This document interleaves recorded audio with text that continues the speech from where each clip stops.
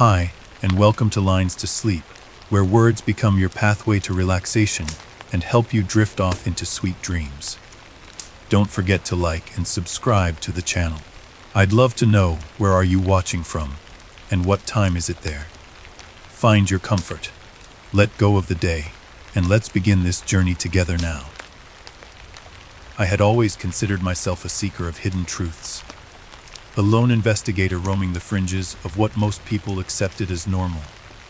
That fateful evening in early November, while I was off duty and meticulously reviewing archived articles for my investigative blog, an unexpected message jolted me from my routine. My computer screen glowed dimly in my cramped apartment in Jersey City when I noticed a single, cryptic email in my inbox. The subject line read, "The lights don't lie. Look up."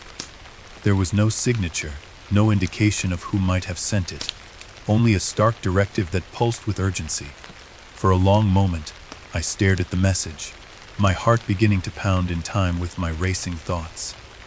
It was as if the universe had chosen me to unravel a mystery that had been lurking, hidden in plain sight.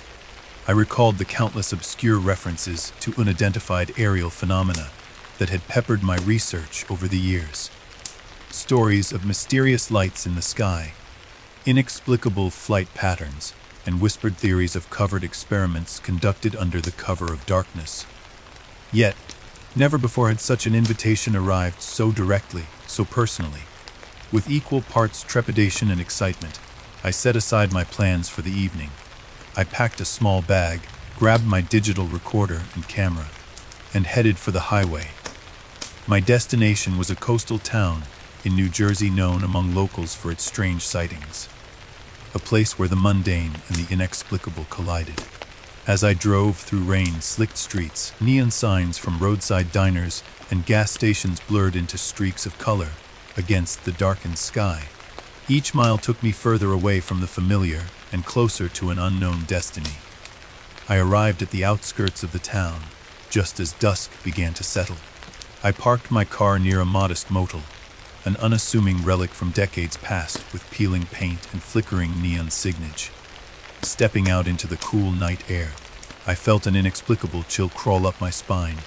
The silence was nearly oppressive, disturbed only by the distant murmur of passing vehicles and the rustle of wind through barren trees. I made my way to a small overlook reputed to offer an unobstructed view of the expansive night sky.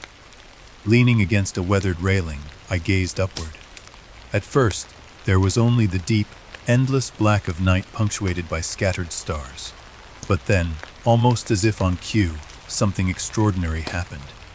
Dotted against that celestial canvas were points of light. Soft, pulsating orbs that moved with a deliberate grace. They shimmered with an almost hypnotic quality, their colors shifting subtly from cool blue to warm amber as they glided silently in formation. I pulled out my camera and digital recorder. My hands trembled slightly as I began to capture the phenomenon. I recorded every detail, the exact timing of each pulse of light, the precise formation of the orbs, and the eerie, almost musical hum that seemed to accompany their movements. For what felt like hours, I simply watched, mesmerized by the display overhead. It was as if the lights were communicating, sending a message in a language older than time itself. Then, just as I began to wonder if I was merely witnessing a natural yet extraordinary meteorological event, my phone buzzed. I glanced at the screen and saw a text message with no sender information. Only a chilling line. "Thee know you're watching. Beware midnight."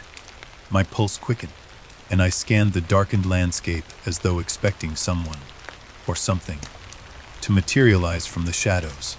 But the night remained still, and the mysterious lights continued their hypnotic dance. I spent the remainder of the night at that overlook, my eyes fixed on the sky and my recorder capturing every nuance of the unfolding spectacle. I spoke softly into the device, narrating my impressions and every thought that flitted through my mind. I described how the air seemed charged with an invisible energy, a force that was both inviting and foreboding. I recalled that earlier in the day, during brief interactions with locals, many had mentioned similar sightings, An increasing number of reports about strange drones or unidentified aerial objects hovering near sensitive locations. Some dismissed them as misinterpretations of ordinary aircraft, while others whispered of government experiments and even extraterrestrial visitations. As midnight approached, the atmosphere around me grew heavier. The pulsations of the lights became more synchronized, as if preparing to unveil a secret long kept hidden from prying eyes. I felt that I was standing at the threshold of something monumental, truth that would shatter the fragile boundaries between myth and reality. In that charged moment, I resolved to follow this thread wherever it might lead. I sensed that these lights were not isolated occurrences, but a prelude to a vast narrative, one that spanned decades and was intricately woven into the fabric of our everyday lives. I gathered my equipment and left the overlook, my mind abuzz with questions and an inexplicable sense of foreboding. Back at the motel, sleep was a distant memory. I lay awake in the darkness, images of the shifting lights dancing behind my closed eyelids. In the early hours of dawn, I sat by the small window of my room, reviewing the footage and listening intently to the ambient sounds captured during the display. There was an unmistakable, otherworldly quality to the data, a resonance that suggested this phenomenon was far more than a natural occurrence. It was as if the lights carried echoes of forgotten memories and warnings from an era when the world was ruled by mystery and magic. Before sunrise, I began drafting a preliminary report for my blog. I detailed every observation and nuance of the spectacle, weaving in the cryptic messages I had received both by email and text. My writing took on an almost feverish intensity. It was more than just a factual account. It was a passionate plea for the truth to be unearthed. I posited that these lights might be the opening act of a hidden narrative involving secret experiments, covert operations, and perhaps even an attempt to manipulate human perception on a grand scale. When the first hints of dawn broke across the horizon, I knew that nothing would ever be the same. The experience had awakened in me a fierce curiosity and a determination to delve deeper into the mysteries that shrouded the night sky. I recalled the myriad theories I had encountered over the years, from advanced military drones to otherworldly emissaries, and realized that the reality of what I had witnessed was far more elusive and complex than any single explanation could capture. In the days that followed, I found myself haunted by vivid dreams, filled with images of shifting lights and indistinct, shadowy figures. I dreamt of endless starry expanses and ancient symbols etched across the heavens. Each dream was punctuated by that same foreboding refrain, "Beware midnight." It was as if the night itself had become a messenger, urging me to continue on this perilous journey, even as it warned me of the dangers that lay ahead.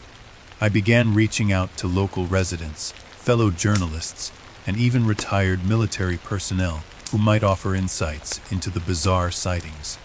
Most were hesitant to speak openly, their eyes darting nervously as if fearful that merely mentioning the subject might attract unwanted attention.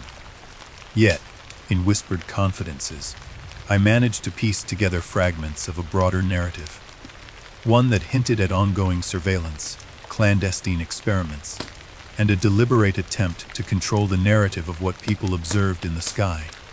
A retired Air Force technician, his voice barely a whisper, confided that his years of service had been marred by inexplicable radar disruptions, brief, unaccounted for lapses that he could never explain.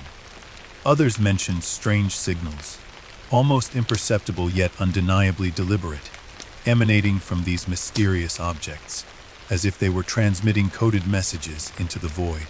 Every new piece of information layered upon my growing suspicion that the phenomenon was not simply a natural occurrence or an accidental misinterpretation of technology. Instead, it appeared to be an orchestrated event, perhaps even a calculated distraction, designed to obfuscate deeper, darker secrets. The more I uncovered, the more I realized that I was no longer merely an observer. I had become entangled in a web of conspiracies that might well reach into the highest echelons of power. The ominous text, "They know you're watching," had evolved from a vague warning into a stark reality.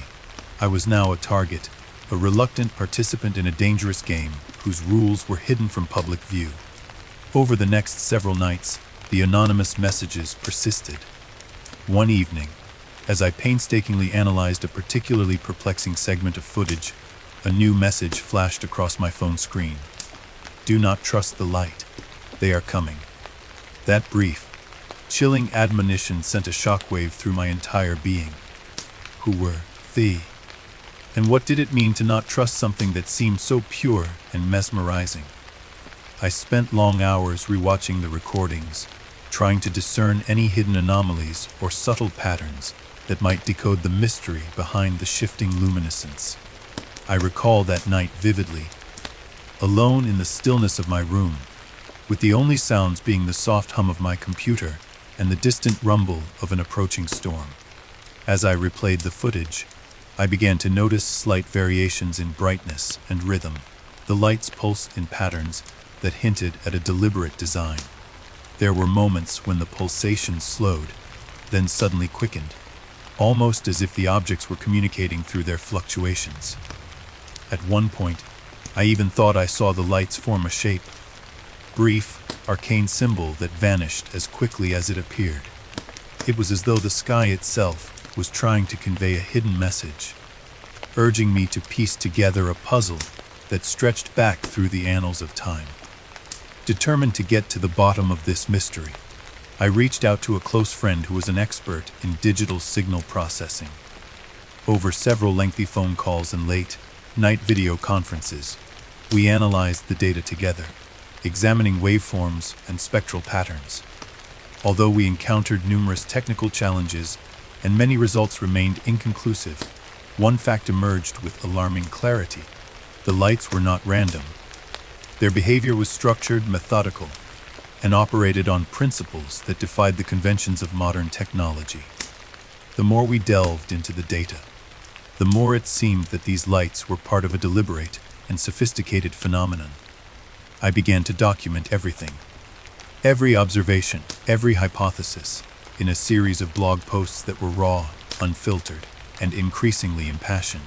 My words spilled out in a frantic bid to make sense of the surreal events that had appended my life.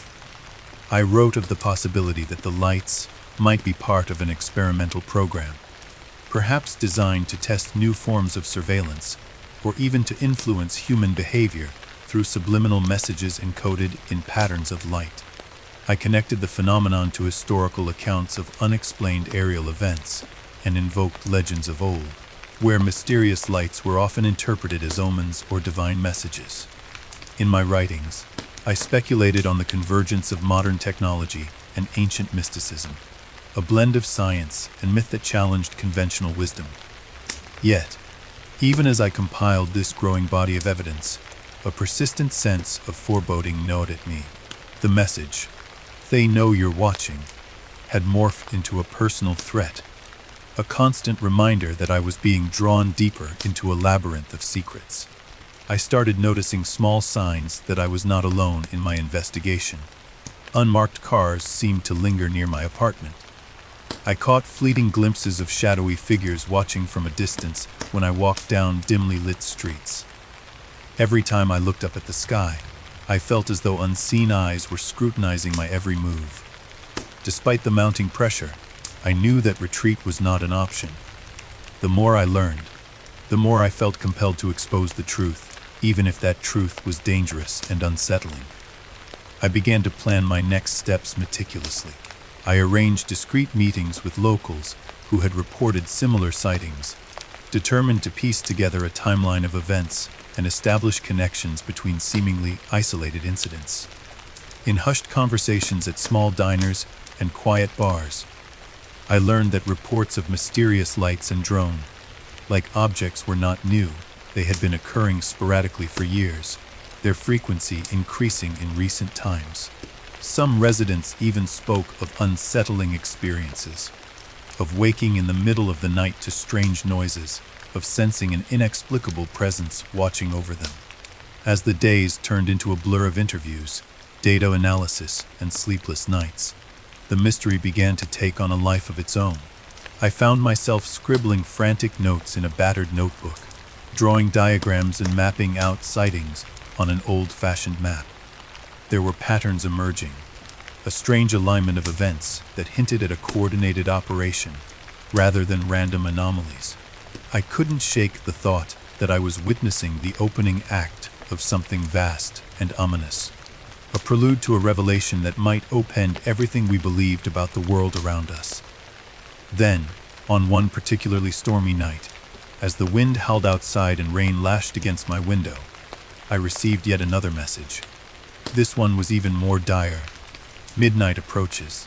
The veil will be lifted, but at a cost. Those words resonated deep within me, stirring a cocktail of fear and resolve. I realized that the lights in the sky were not merely a natural phenomenon or an accidental byproduct of modern technology. They were signals, messages sent from a hidden realm that had long sought to communicate with us. And I, for reasons I could neither explain nor escape, had become the unwitting intermediary. By the time dawn broke, painting the sky with streaks of pale pink and gold, I knew that my life would never be the same. I had crossed an invisible threshold. The mysterious lights, the cryptic messages, and the mounting evidence of clandestine operations had converged to form a single, inescapable truth. I was now part of a story that spanned far beyond the boundaries of my small existence. I had been chosen, or perhaps cursed, to uncover secrets that powerful forces would do anything to keep hidden. In the aftermath of that night, as I sat in the early morning quiet of my motel room, I began to formulate a plan. I would compile every scrap of evidence, every witness testimony, and every anomalous recording into a comprehensive report for my blog. I resolved to expose the tangled web of deception and control that I had only just begun to glimpse.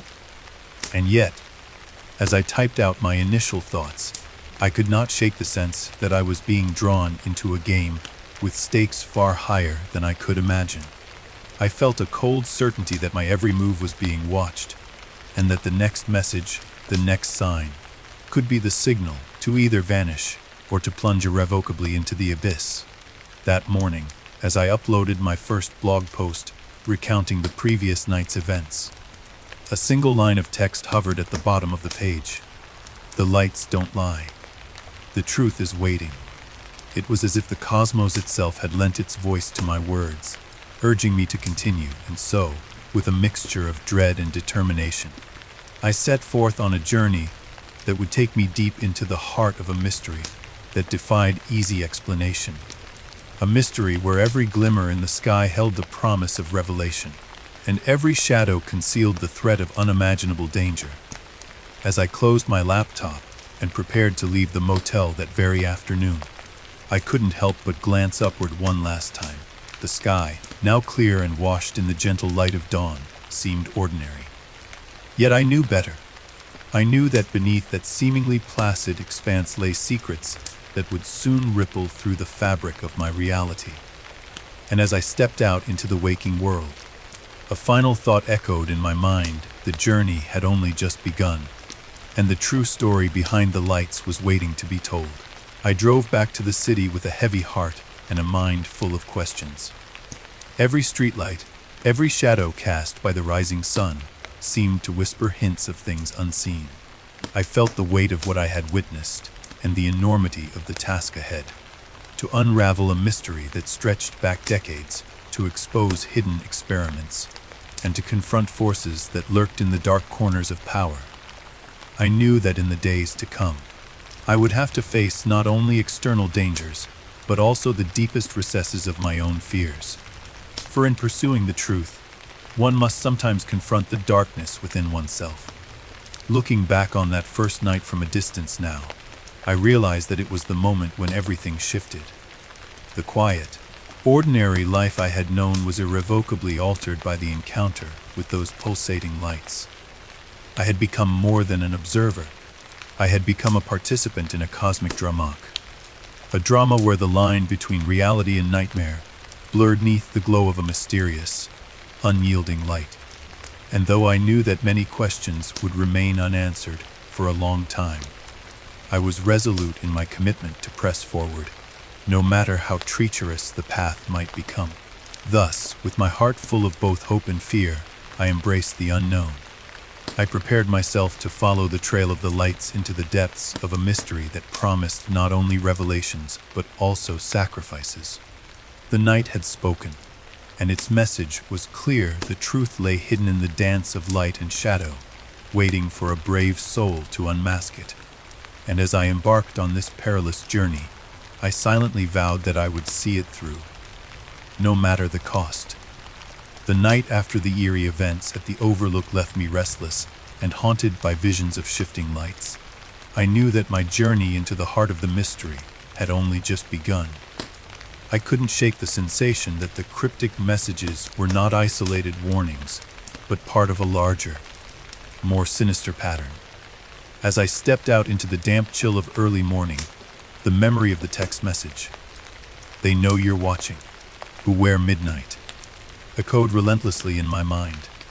I felt that the darkness itself was trying to speak to me, and that every shadow held an untold secret. I spent the following day gathering my scattered thoughts. My notes were a tangle of observations, half-formed theories, and uneasy questions. I had met a few locals during a brief stop at a run-down diner on the outskirts of the coastal town. Their eyes were wary, their voices low. I had heard murmurs of inexplicable disappearances and whispered tales of people who, like me, had dared to probe too deeply into the strange happenings. One elderly man, hunched over his coffee, had recounted with trembling conviction that since the late 1980s, there had been sporadic yet unnerving reports of unusual lights and voices in the dark, phenomena that were quickly hushed up by those in power. His words, laced with sorrow and fear, made it abundantly clear that this was not a recent development, but an echo of events long past. That very afternoon, determined to find more concrete leads, I ventured into a neglected part of town known for its crumbling architecture and abandoned warehouses.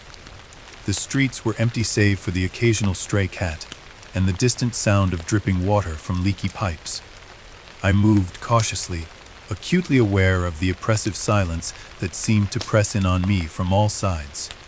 It was in one such desolate alley that I encountered a small group of residents gathered in a tight circle beneath a flickering street lamp.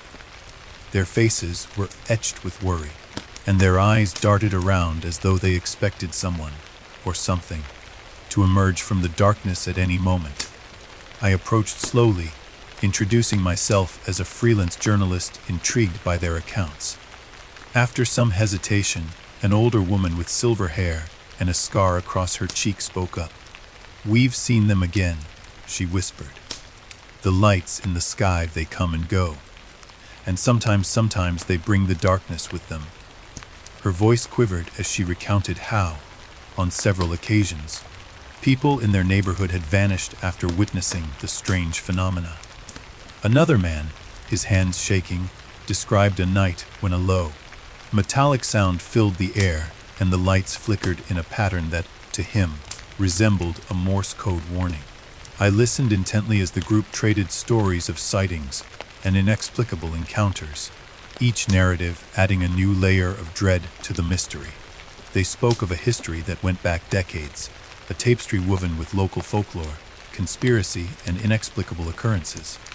One young man, barely out of his teens, recalled how his cousin had disappeared after trying to document the eerie lights with his video camera. "It was as if the darkness swallowed him whole," he said, voice barely audible above the rustling wind. Another older gentleman, who identified himself only as Mr. Harlan, explained that the phenomenon was cyclic. "There are periods of quiet, when you almost forget the fear, and then there are nights when the echoes of the past come roaring back," he murmured. Their collective accounts painted a picture of a town burdened by a legacy of unspoken terror, a history that many preferred to keep hidden rather than face its disturbing implications. As the meeting dispersed into the night, I felt a growing urgency to document every detail. I recorded their testimonies with my digital recorder and jotted down notes feverishly in a battered notebook. Yet, even as I made these recordings, I couldn't shake the feeling that our conversation was being overheard. The hairs on my neck prickled, and I caught sight of a dark figure lingering at the edge of the circle. A silent, watchful presence that vanished when I tried to focus on it. I wondered if I was imagining things, or if indeed someone was monitoring our gathering, ensuring that certain secrets remained undisclosed. After bidding my cautious farewells, I left the group and wandered through the labyrinthine back streets, my mind reeling with the stories I had heard. Every narrow alleyway and deserted sidewalk seemed to pulse with the collective memory of the town's dark past. I recalled the elderly woman's words and the fear in the eyes of those who had spoken. I couldn't help but feel that I was stepping into a world where the boundaries between reality and nightmare blurred. Later that night, as I returned to my modest motel room, the atmosphere inside felt equally heavy with unspoken dread. The rain had started again, tapping a persistent rhythm on the window pane. I sat at my desk, reviewing the recordings and the scribbled notes, trying to piece together a coherent narrative from the fragments of local lore. The voices of the residents melded into a haunting chorus, their words suggesting that the lights were not a random occurrence, but the heralds of something far more ominous. I began to notice recurring details, references to midnight, to an unexplained metallic echo, and to inexplicable disappearances that always followed the sightings. While I attempted to analyze these clues, my thoughts were interrupted by an unexpected knock at the door. My heart pounded as I hesitated, uncertain whether to open it. After a few agonizing seconds, I approached the door and peered through the peephole. No one was visible in the darkened hallway, only the blurred shapes of shadows. Cautiously, I opened the door a crack, and a gust of cold air swept in. On the floor, lying next to the door, was an envelope with no return address. My fingers trembled as I picked it up and slowly opened it. Inside, I found a single sheet of paper scrawled with hastily written words. The echoes of the past are warning you. Do not trust the darkness after midnight. A chill ran through me as I read and reread the message. Was it connected to the earlier warnings? And who was sending these cryptic notes? The weight of the night pressed upon me as I realized that the danger was no longer confined to isolated events or whispered stories among local residents. It was personal. I could feel eyes on me, and the sense of being stalked by unseen forces was overwhelming. My thoughts spiraled, and I began to question whether my own determination to uncover the truth might be leading me into a trap. Yet, the allure of the mystery, the desperate need to know what lay behind the veil of darkness, propelled me onward. That night, sleep eluded me.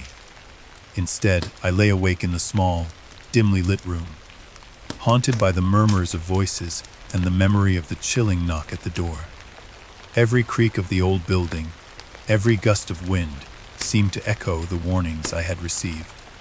I replayed the residents' testimonies in my mind and wondered what connection they might have with the inexplicable lights and the ominous messages.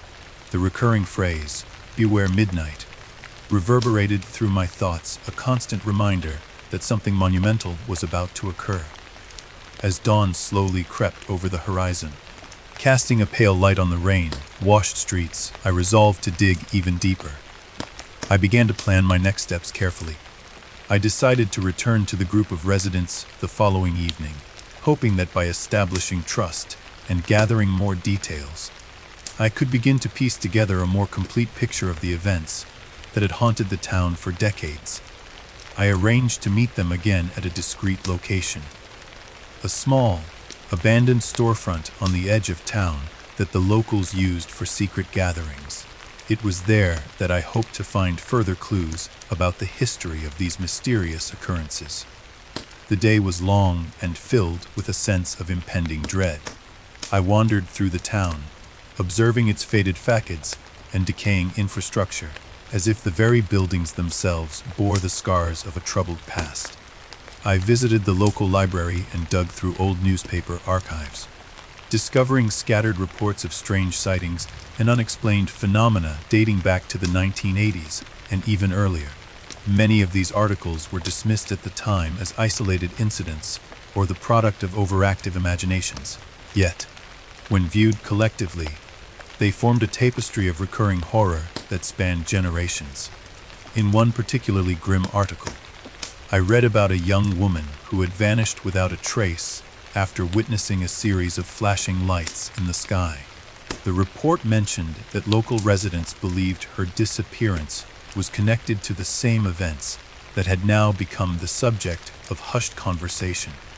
Other reports spoke of inexplicable sounds in the night and of shadows moving in patterns that defied logic.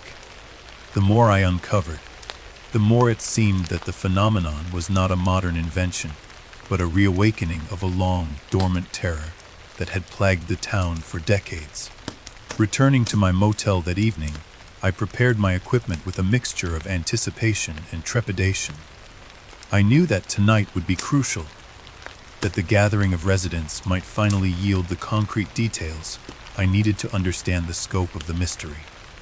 As dusk settled once again, I made my way back to the designated meeting spot. The abandoned storefront loomed like a relic of a forgotten era, a structure with broken windows and a door that creaked ominously in the wind. I hesitated for only a moment before stepping inside, my flashlight beam cutting through the pervasive darkness. Inside, the air was thick with the smell of damp wood and decay. A few familiar faces gathered in a loose semicircle, their expressions grave and their eyes reflecting a shared, unspoken fear. I greeted them quietly, and soon the murmur of hushed conversation resumed. The group's leader, a middle-aged man named Samuel, began to recount his own experiences. His voice was low and measured as he described how, for as long as he could remember, strange lights had appeared in the sky on nights just like this one. He spoke of a time when he was a boy, of how his father had warned him that the lights were not to be trusted, that they heralded a darkness that could consume a person's soul.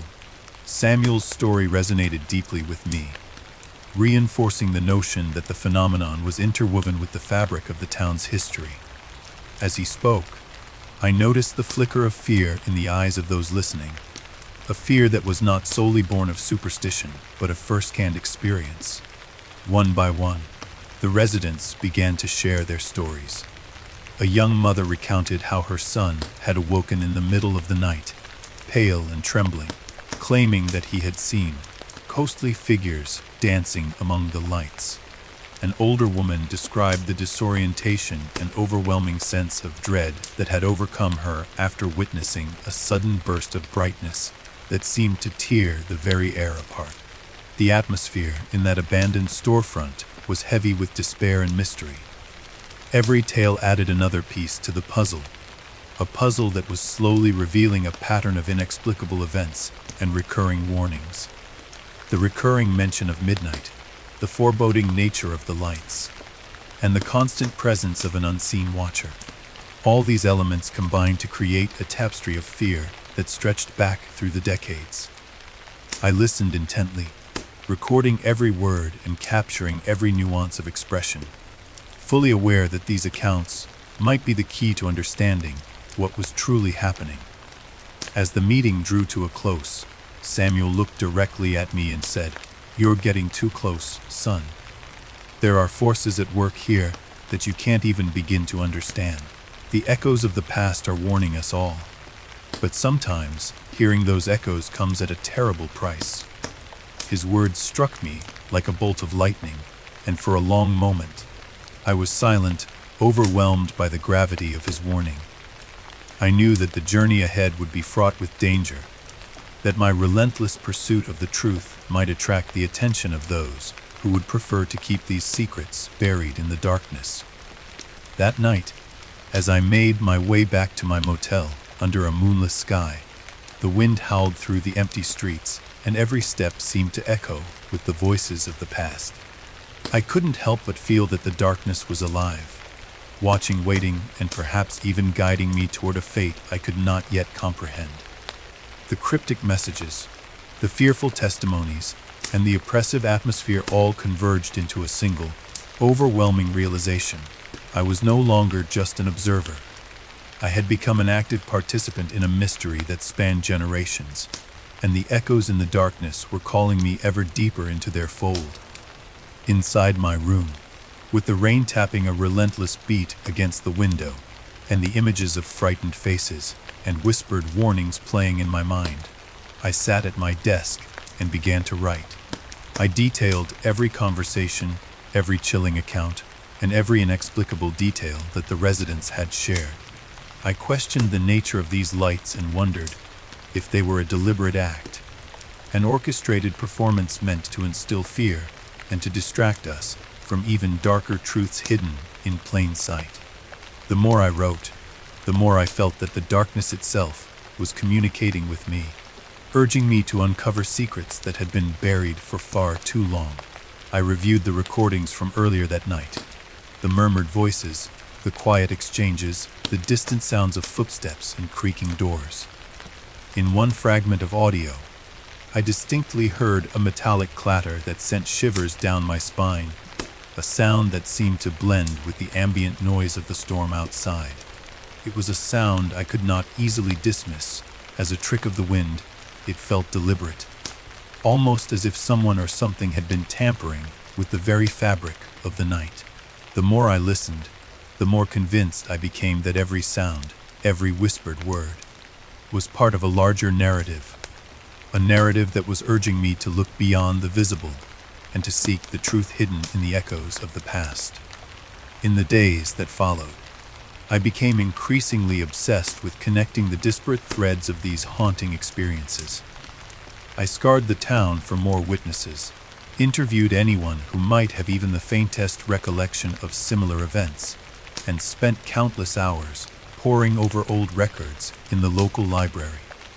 I discovered that the phenomenon had been reported sporadically over many years, each account carrying a similar refrain, a dire warning to steer clear of the night's embrace. The pattern was unmistakable, and it became clear that the residents had lived under the constant shadow of an unspeakable terror, one that had seeped into every corner of their lives. At night, as I sat in solitude, the town seemed to transform. The mundane details of daily life receded into insignificance, replaced by a palpable sense of dread that hovered like a specter. I began to perceive the ordinary in a new light, noticing how even the most benign sounds, the creaking of a door, the rustle of leaves, acquired an eerie resonance in the darkness. Every moment was charged with the possibility of revelation or disaster, and I realized that the line between sanity and madness was perilously thin. One particularly stormy evening, as I returned to the library to gather more historical records, I found myself caught in a sudden downpour. The rain was relentless, drenching me to the bone as I dashed between narrow alleys and deserted streets. In that moment of vulnerability, I couldn't help but feel that I was being pursued, not by a physical presence, but by the weight of the past itself. The storm seemed to echo with the voices of those who had vanished, with the unspoken laments of a town burdened by secrets. Shivering and soaked, I finally reached the sanctuary of the library, where I spent hours sifting through yellowed newspapers and faded documents that recounted long, forgotten incidents of mysterious lights and inexplicable disappearances. There, in the quiet solitude among dusty shelves, I uncovered a series of articles that described a pattern eerily similar to what I had witnessed. The articles spoke of nights when the sky would erupt in bursts of unnatural luminescence, followed by a series of events that defied explanation. It seemed that the phenomenon was cyclical, a recurring nightmare that had haunted the town for generations. I left the library that night with a heavy heart and a mind swirling with questions. The evidence was mounting, and it was clear that the echoes in the darkness were not mere figments of overactive imaginations. They were the harbingers of a truth that someone, somewhere, was desperately trying to conceal. Back at my motel, with the storm finally abating and the first hints of dawn coloring the sky, I sat at my desk and transcribed my thoughts and findings. I knew that the path ahead was fraught with danger, that the further I delved into this mystery, the more likely I was to encounter forces that wished to silence me. Yet, despite the growing peril, I felt compelled to continue. The residents' stories, the historical records, the inexplicable sounds, and the persistent, ominous messages had woven themselves into a tapestry that I could not ignore. Every element, every echo in the darkness, was a clue, a piece of a puzzle that demanded to be solved. As I closed my notebook that morning, I promised myself that I would return to the meeting place that very night. I would confront the darkness head on and force it to reveal its secrets. I knew that my investigation was no longer a solitary pursuit. It was a battle against time, against forces that lurked just beyond the veil of ordinary perception. And so, with a mix of fear, determination, and an insatiable hunger for the truth, I prepared myself for the next chapter of this harrowing journey. In the coming days, I planned to revisit the town's older residents, to record their memories in even greater detail, and to cross-reference their accounts with the archival data I had painstakingly gathered. I was determined to piece together the full story, a story of unrelenting terror, of lives upended by forces beyond comprehension, and of a mystery that stretched back through generations. Each new discovery was both a beacon of hope and a harbinger of further danger. I knew that every step I took into the darkness might lead me closer to a revelation that would forever alter my understanding of the world and of myself. As the sun climbed higher, casting a pale glow over the damp streets of the town, I felt a heavy resignation settle over me. The echoes in the darkness were growing louder, and with them, the realization that the secrets I sought to uncover might ultimately consume me. Yet, even as I wrestled with these fears, I could not abandon the quest for the truth. The residents had entrusted me with their stories, and I owed it to them, and to myself, to see this investigation through, no matter the cost. That evening, under a sky slowly darkening to a deep indigo, I returned to the abandoned storefront. The building loomed like a silent sentinel against the night, its broken windows and warped door a testament to the passage of time and the secrets it held. Inside, I found the familiar circle of faces waiting in the shadows. The air was thick with anticipation and dread, and every whispered word carried the weight of decades of suppressed terror. I took my place among them, my heart pounding in sync with the collective anxiety that permeated the room. Samuel, the group's leader, began once again to recount his memories of nights when the lights dominated the sky and the world seemed to tremble with unseen power. His voice, laden with sorrow and warning, resonated through the room as he spoke of times when the darkness had claimed more than just the memories of the town. It had taken lives, dreams, and sanity. The stories were raw, unfiltered, and steeped in a history that defied easy explanation. As he spoke, I felt the weight of his words, as if they were a curse passed down through generations. In that moment, I realized that the echoes in the darkness were not just sounds or fleeting images in the sky. They were the collective memories of a community scarred by an unrelenting terror. Every voice in that room was a testament to the fact that the mystery was real, that it had affected countless lives in ways were as profound as they were tragic. I recorded every testimony, every whispered detail, knowing that these accounts would serve as the foundation for everything that was to come. That night, as I left the storefront and walked alone under a starless sky, I could not help but feel that the darkness was alive with the voices of the past. The rain had stopped, but the silence was broken by the rustling of leaves and the occasional distant cry, a cry that seemed to carry the echoes of lost souls. I walked slowly, each step measured and heavy with the knowledge that I was treading on sacred ground, where the boundary between the living and the dead was blurred by years of sorrow and fear. When I finally returned to my motel room, drenched in the weight of the night's revelations, I sat down to reflect on everything I had learned. The images of those fearful faces, the urgent warnings, and the persistent call of the darkness formed a tapestry of mystery that I knew would only grow more complex in the days to come. I resolved that tomorrow, I would follow up on a lead that had been mentioned repeatedly by the residents. A lead that hinted at a long, forgotten location on the outskirts of town, where the earliest reports of the mysterious lights had been recorded. I felt a deep, almost inexplicable pull toward that place, as if it held the key to unraveling the entire mystery. As I wrote down my plans and reviewed the evidence once more, a profound sense of both dread and purpose took hold of me. I realized that the journey into the echoes of the darkness was not just an investigation. It was a descent into the very heart of fear itself. And though the path ahead was fraught with danger, I knew that I could not turn back. The truth was out there, hidden in the layers of history and the murmurs of those who had suffered in silence for far too long. I ended that long, turbulent day with a promise to myself that I would confront every shadow, every echo, until the mystery was laid bare for all to see. The darkness had already whispered its secrets to me, and I was determined to listen, to learn, and to expose the truth no matter the cost. I awoke the next morning with a persistent sense of unease. The night's events, which had already blurred the boundaries between reality and paranoia, continued to echo in my mind. In the quiet hours before dawn, while reviewing my notes from the previous nights, I began to piece together a disturbing puzzle. Official reports had noted the same strange phenomena I had witnessed.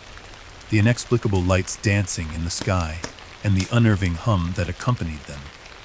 But the explanations provided by the authorities were vague and unsatisfying. They spoke of misinterpretations and instrumental errors, yet I knew deep within that these events were far more deliberate. Over the following days, I plunged headfirst into an investigation that seemed to grow more dangerous with every revelation. I contacted an old acquaintance, a former technician from the Air Force with extensive knowledge of advanced detection systems, hoping he might shed some light on the anomalies I had captured. In a quiet, nondescript cafe on the edge of town, we met in secret. His eyes, heavy with the burden of things unsaid, told me more than his measured words ever could. "I've seen glitches in the radar that no one can explain," he confided, his voice barely above a whisper. "There are times when our instruments simply go dark in certain areas we know should be active. It's as if something is interfering with the very signals we rely on." He leaned in closer, lowering his voice further. "I was assigned to a project years ago that involved testing experimental countermeasures. I never believed it then, but now, seeing these lights, I wonder if they're not just random drones. They might be part of something bigger, something deliberately designed to evade detection." His words struck a chord deep within me. I recalled the sporadic messages I had received, cryptic warnings about not digging too deep, and the price of knowledge. Were these not simply the ramblings of a paranoid mind, but deliberate signals from those who wished to keep their secrets buried? The technician's confession lent credibility to my growing suspicions. I left our meeting with more questions than answers, and an urgent need to connect the dots between the official denials, the eerie testimonies of local residents, and my own first-hand recordings. That afternoon, I spent hours combing through digital archives and confidential forums on the dark web, where whistleblowers and conspiracy theorists alike exchanged fragments of information about unexplained aerial phenomena. In one thread, an anonymous user described similar sightings near military bases, instances where the objects exhibited flight patterns that defied known physics. The posts mentioned coordinated maneuvers, sudden accelerations, and even the occasional disruption of nearby communication networks. Although I could not verify every claim, the consistency across multiple reports was too striking to dismiss as mere coincidence. Determined to gather further evidence, I returned to the site where I had first witnessed the mysterious lights. The night air was cooler this time, and a thin layer of fog clung to the ground, softening the edges of the distant landscape. I set up my equipment with practiced precision, positioning my camera, ensuring the recorder was ready, and double-checking that every battery was fully charged. I had come prepared for a long, solitary vigil under the stars, driven by an unshakable need to see the truth with my own eyes. Hours passed in silence. I sat in the darkness, my eyes scanning the heavens, my ears straining to catch even the slightest abnormality. At first, the sky appeared calm, as if it were merely a vast, indifferent canvas sprinkled with the usual stars. Then, as if on cue, a soft glow began to emerge near the horizon. It was subtle at first, a gentle pulse of light that seemed to ripple through the night. Gradually, the glow intensified, revealing a formation of several orbs that moved with deliberate precision. Their luminescence was otherworldly, and their synchronized movements defied the erratic behavior one would expect from ordinary drones. I recorded every detail. I noted the exact time when the phenomenon began, described the colors that shifted from a cool blue to a warm amber, and observed the way the lights appeared to communicate through their rhythmic pulses. It was as if they were transmitting a message in a silent, luminous code, a code that I was determined to decipher. The atmosphere was charged with a mixture of fear and wonder. Each pulse of light seemed to echo a secret that the universe had guarded for far too long. During one particularly intense sequence, the formation altered its pattern. The lights began to trace an intricate shape in the sky, a shape that resembled a series of interconnected symbols. My heart pounded as I frantically recorded the images, knowing that this could be the breakthrough I had been waiting for. I could feel the weight of the moment pressing down on me, a profound sense that I was on the verge of uncovering something monumental. Yet, even as I captured these extraordinary images, a creeping dread settled over me. I recalled the technician's warning and the anonymous messages that hinted at dire consequences for those who dared to pry too deeply. The hours slipped by, and as the night grew colder, I began to sense that I was not alone. At various intervals, I detected the faint sound of footsteps on gravel behind me, and a shadow would dart past the edge of my vision. I forced myself to dismiss these occurrences as tricks of the mind, hallucinations born of fatigue and isolation. But a lingering suspicion remained, a sense that I was being watched by eyes that were as relentless as they were unseen. As the phenomenon eventually subsided, and the first hints of dawn appeared on the horizon, I packed up my equipment with trembling hands. I knew that the footage I had gathered was crucial, but I also understood that it would provoke more questions than it answered.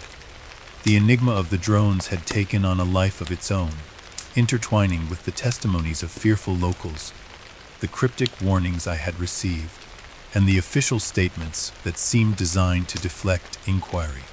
The pieces were slowly coming together into a mosaic of mystery, one that threatened to expose hidden agendas and clandestine operations that spanned far beyond the confines of my small town.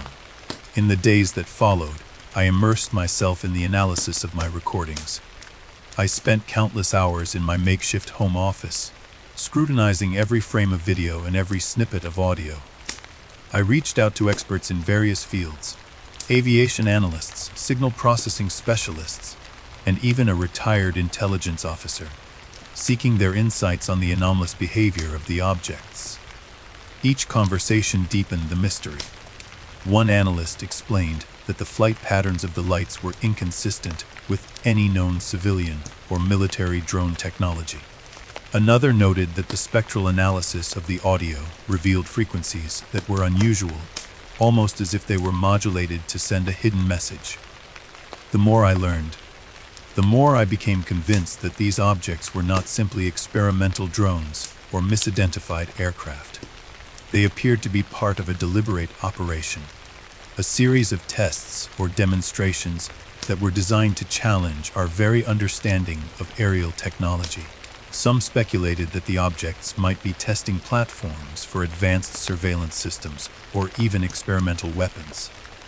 Others whispered of mind control experiments, suggesting that the pulsations of light were capable of inducing psychological effects in those who observed them for too long. Although I could not confirm these theories, the chilling possibility that the drones might be instruments of manipulation gnawed at my resolve. As my investigation deepened, the sense of isolation grew ever more acute. I began to receive more anonymous messages, each one more ominous than the last. One message read, "Curiosity is a dangerous trait.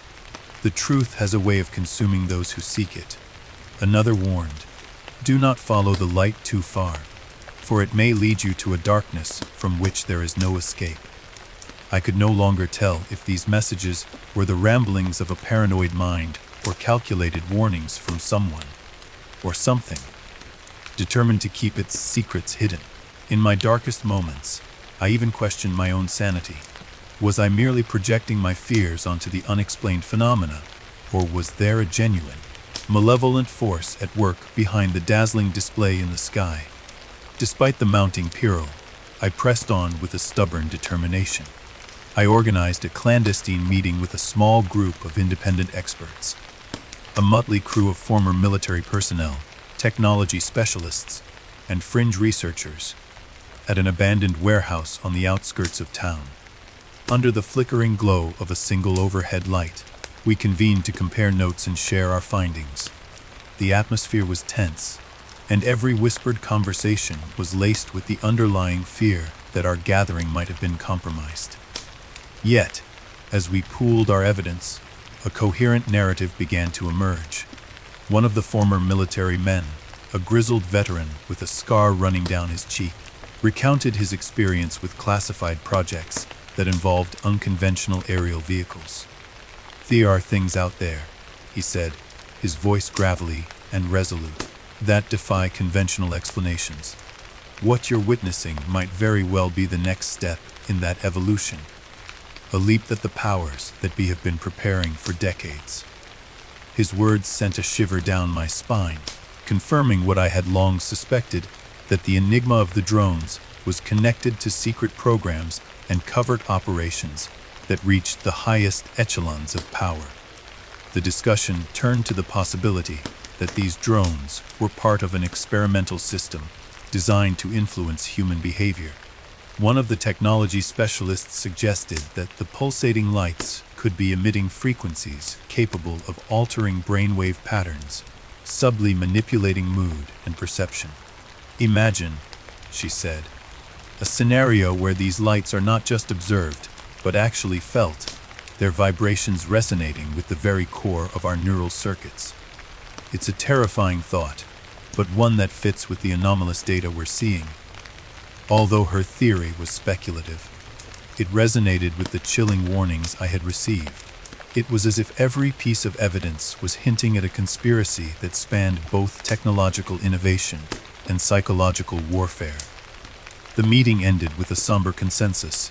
The truth behind the drones was more complex and dangerous than any of us had anticipated. We agreed to maintain contact and share any new findings, knowing that our investigation was treading on perilous ground. As I left the warehouse that night, I couldn't shake the image of those coordinated, pulsing lights, nor the foreboding voices that seemed to echo in my mind. I realized that I was now fully enmeshed in a labyrinth of secrets, a labyrinth from which escape might be impossible. Over the next few weeks, my investigation began to take on a life of its own. I found that every new piece of evidence led to even more questions. The official explanations remained frustratingly superficial, and every inquiry was met with vague assurances that did nothing to quell my growing suspicions. My correspondence with anonymous sources increased, and each new tip revealed yet another layer of a vast, interconnected web of clandestine activities. I started to compile a comprehensive dossier, referencing eyewitness accounts, technical analyses, and classified documents leaked on obscure internet forums. The dossier grew into a towering collection of files, photographs, and audio recordings that painted a picture of an operation so vast and insidious that it defied all conventional logic. In quiet moments, I would pore over the material, sometimes for hours on end, trying to discern patterns or connections that might lead to a breakthrough. I began to notice that certain dates recurred in the reports. Specific nights when the lights had been seen and unexplained disruptions in communications had been recorded. These dates, I suspected, were not random. They were carefully chosen, perhaps to coincide with secret tests or operations. I hypothesized that the drones were not merely flying objects, but a form of controlled phenomenon, one that was activated and deactivated on a predetermined schedule to serve some hidden purpose. The pressure of the investigation started to manifest in my personal life. Friends noticed my distracted demeanor and the dark circles under my eyes. My apartment became cluttered with printed articles, scribbled notes, and half-burned candles, all in a desperate bid to stave off the ever-encroaching darkness. Despite the isolation and mounting paranoia, I could not tear myself away from the quest for truth. Every night, as I prepared to venture out again, the anonymous messages and eerie recordings haunted my thoughts. I knew that every step deeper into the mystery was a step closer to a truth that might unravel everything I once held dear. One stormy evening, as I reviewed a particularly perplexing segment of my video footage, I noticed something that made my blood run cold.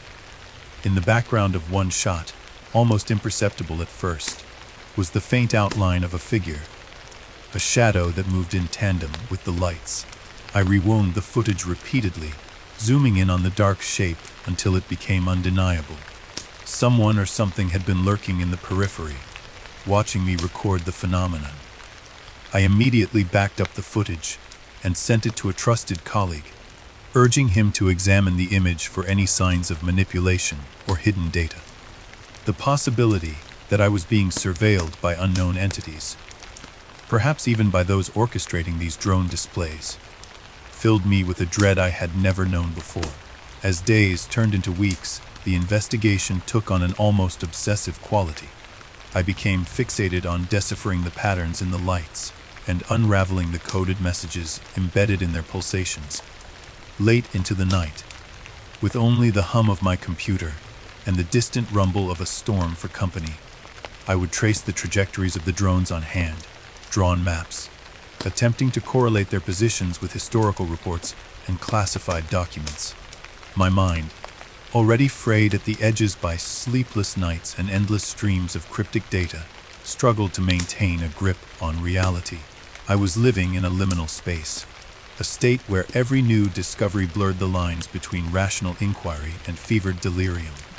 Yet, even as I teetered on the brink of obsession, I could not ignore the growing conviction that the drones were part of a deliberate, meticulously orchestrated operation. There was an intelligence behind their flight paths, a hidden logic that defied simple explanation. I recalled the technicians' words and the accounts from local residents. They all pointed to the existence of a system far more advanced than anything publicly acknowledged. This system, I suspected, was being used to test not only technological limits, but also the boundaries of human perception and control. The very notion was both terrifying and exhilarating, for it suggested that the forces behind the operation were capable of reshaping our understanding of the world itself. In the midst of my investigation, a new anonymous message arrived. "You are close. The enigma is deeper than the sky. Beware the silence before the storm." That message, more cryptic than any before, resonated with a finality that left no room for doubt. I understood that I was now standing at a precipice. The deeper I dug, the more I risked exposing myself to forces that would stop at nothing to protect their secrets. The message was both a warning and a challenge, a dare to continue even as the shadows closed in.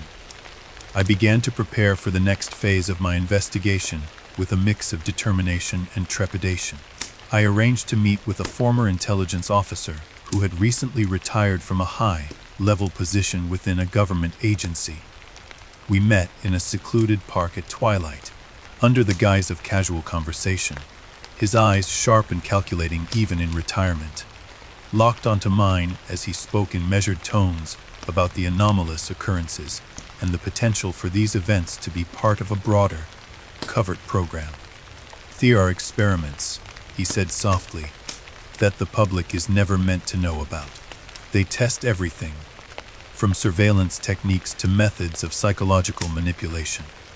What you're witnessing might be the byproduct of one such experiment, a controlled phenomenon designed to condition the public's perception. His words, though delivered in a tone of resigned pragmatism, sent chills down my spine. As our conversation progressed, he revealed that certain dates and locations had been earmarked for these experiments. Dates that coincided with historical sightings and unexplained disruptions in our communication networks. He urged me to tread carefully, warning that my continued investigation might not only endanger me, but also disrupt a delicate balance that, if upset, could have far-reaching consequences.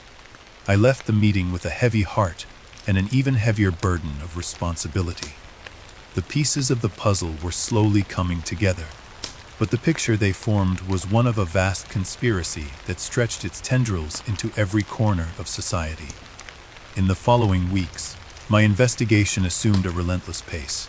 I immersed myself in technical analysis, historical archives, and secret interviews, all the while receiving intermittent warnings from unknown sources. Every new piece of evidence added complexity to the enigma of the drones. I learned of classified projects, covert tests, and experimental technologies that blurred the line between science fiction and reality. The deeper I delved, the more I realized that the objects in the sky were not isolated anomalies. They were part of a broader network of clandestine operations, one that involved both government agencies and private interests with a vested stake in controlling the narrative. One particular night, as I pored over a set of leaked documents in my cluttered study, I detected a subtle pattern in the timestamps of various reported sightings. They all clustered around a narrow window of time, as if triggered by an external command. My pulse quickened at the realization that these occurrences were not random, but orchestrated. I spent the next several days analyzing every minute detail of my recordings and cross-referencing them with historical data. It became increasingly apparent that the drone's flight paths followed predetermined routes, almost like a programmed bullet in the night sky. This discovery, while exhilarating, only deepened the mystery. Who could orchestrate such a precise operation, and for what purpose? As my investigation continued, I felt an ever-present weight on my shoulders, a burden not just of knowledge, but of isolation. The more I uncovered, the further I drifted from the life I once knew. Friends and colleagues began to notice my distracted gaze, my obsession with every new piece of evidence, and the constant fear that something unspeakable was lurking just beyond the reach of understanding. I tried to explain that I was on the verge of a breakthrough, that the truth was waiting to be revealed. But the skepticism in their eyes only reinforced the feeling that I was alone in a battle against forces so vast and insidious that no single individual could hope to stand against them. Late one night, as I sat alone in the dark of my study, the silence was shattered by the sound of a knock on my door. I hesitated, my heart pounding in my chest, wondering who could possibly be there at such an hour. When I finally opened the door, I found no one. Only a single sheet of paper taped to the door with a message scrawled in hurried handwriting. The enigma is not for the faint of heart. Turn back now, or pay the price. I stared at those words for what felt like an eternity, the threat clear and ominous. I knew that I could not allow fear to derail my quest. Yet the warning felt all too real, a tangible manifestation of the forces I was challenging. I spent the remainder of that night in a state of restless vigilance, the words from the note echoing in my mind. The enigma of the drones had taken on a personal dimension. It was no longer an abstract puzzle, but a dangerous reality that threatened not only the truth, but my very life. Every shadow, every whispered sound carried with it the possibility of unseen eyes watching my every move. And as the darkness deepened, I realized that I was now inextricably bound to a mystery that might ultimately consume me. Looking back on that period now, I understand that the enigma of the drones was the fulcrum around which my entire investigation turned. Every piece of evidence, every anonymous warning, and every unsettling encounter had converged to create a portrait of an operation that defied logic and defied the public narrative. I had become a reluctant participant in a covert drama, a drama in which every revelation came with a cost, and every step toward the truth risked unleashing consequences beyond my control. I now sit here, piecing together the fragments of the mystery, with trembling hands and a mind forever altered by what I have witnessed. The enigma of the drones looms large over my existence, a specter that has invaded not only the skies above but the very depths of my soul. And yet, despite the mounting danger and the ever-present threat of those who wish to silence the truth, I know that I must continue. The pursuit of the truth is a perilous journey, but it is a journey that I can no longer abandon. With each passing day, I compile more data, interview more witnesses, and delve deeper into the labyrinth of secrets that has become my life. The enigma of the drones is far from solved, and as I prepare for the next phase of my investigation, I am painfully aware that the greatest revelations may yet lie hidden in the shadows, waiting, as they always have, to be uncovered by those brave enough to look. I had long suspected that the mysteries unfolding before me were not born solely of recent events, but were deeply entwined with a history that the town itself had tried to forget. My relentless pursuit of truth led me one gray morning to the municipal archive, a building as unremarkable as it was ancient, nestled between modern constructions that belied its storied past. The heavy wooden door creaked as I pushed it open, and a cool draft of musty air welcomed me into a vast, dimly lit hall lined with metal shelves that groaned under the weight of countless files, faded photographs, and brittle newspapers. Here, in this repository of the town's collective memory, I believed I might uncover the origins of the unexplained lights and the inexplicable disappearances that had haunted both local lore and my own investigations. I wandered slowly among the stacks, running my fingers along spines that bore dates from decades past. In one dusty drawer, I discovered a bundle of yellowed letters tied with a fraying ribbon. The handwriting was elegant but hurried. The ink faded to a sepia tone that only deepened the sense of melancholy contained within each word. As I unfolded the first letter, I was transported back to an era when people trusted in simple explanations and the night held secrets that were whispered in hushed tones. The letter described luzes na noite, lights in the night, that had appeared with a regularity that frightened the locals.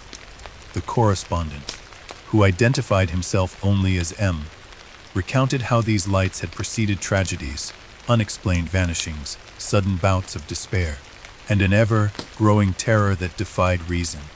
I could almost hear the tremor in his written words as he pleaded for someone to take note, to record these events before they were swept away by official denials and forgotten by time.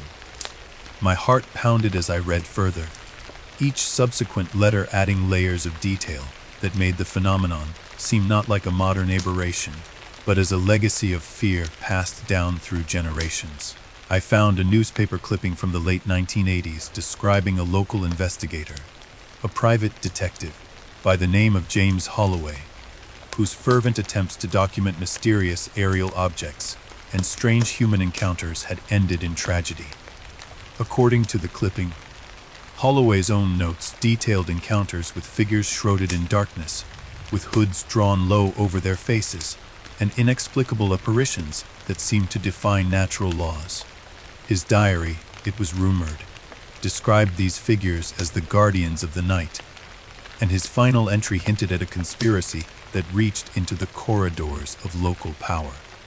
The article mentioned that his mental state deteriorated rapidly after his investigation, leaving him a broken man before he vanished without a trace. Reading these accounts, I felt a chill that was both physical and existential. The notion that someone had been driven to madness by the same inexplicable lights I now pursued made the stakes of my own investigation all the more profound. As I delved deeper into the archive, I discovered more evidence that tied the past to the present. Faded clippings, personal diaries, and obscure memos hinted at a phenomenon known only as the anomaly. Many of the documents were ambiguous, carefully redacted by unknown hands. but the recurring references were unmistakable. The anomaly was described as a cyclical event, one that occurred at irregular intervals, yet left a trail of inexplicable phenomena. Sudden surges of light in the sky, mass hysteria among the townsfolk, and an undercurrent of dread that seemed to presage calamity. I was startled to find that many of these records, though scattered across decades, shared a common thread of forewarning that those who dared to probe the mystery would find themselves marked by fate, their lives forever altered. One particularly haunting document was a handwritten note signed simply a friend. Its message was terse and chilling. If you continue to seek the truth, be prepared for the shadows that follow. Abandon this path, lest you become another lost soul swallowed by the darkness. I left the archive that day with a heavy heart and a head full of unanswered questions. The relics of the past had shown me that the phenomenon I was chasing was not a recent development, but a recurring nightmare, a cycle of terror that had haunted the community for generations. The sense of inevitability was palpable. The past was not dead, and it was not even past. It was alive in every whispered legend and every silent photograph I had uncovered. I knew then that I could not ignore these connections. My next step would be to follow these clues to the places where the old stories were born, where the lines between myth and reality blurred into a single, indiscernible truth. Determined to understand how the past intertwined with the present, I began to track down those who still remembered the old tales.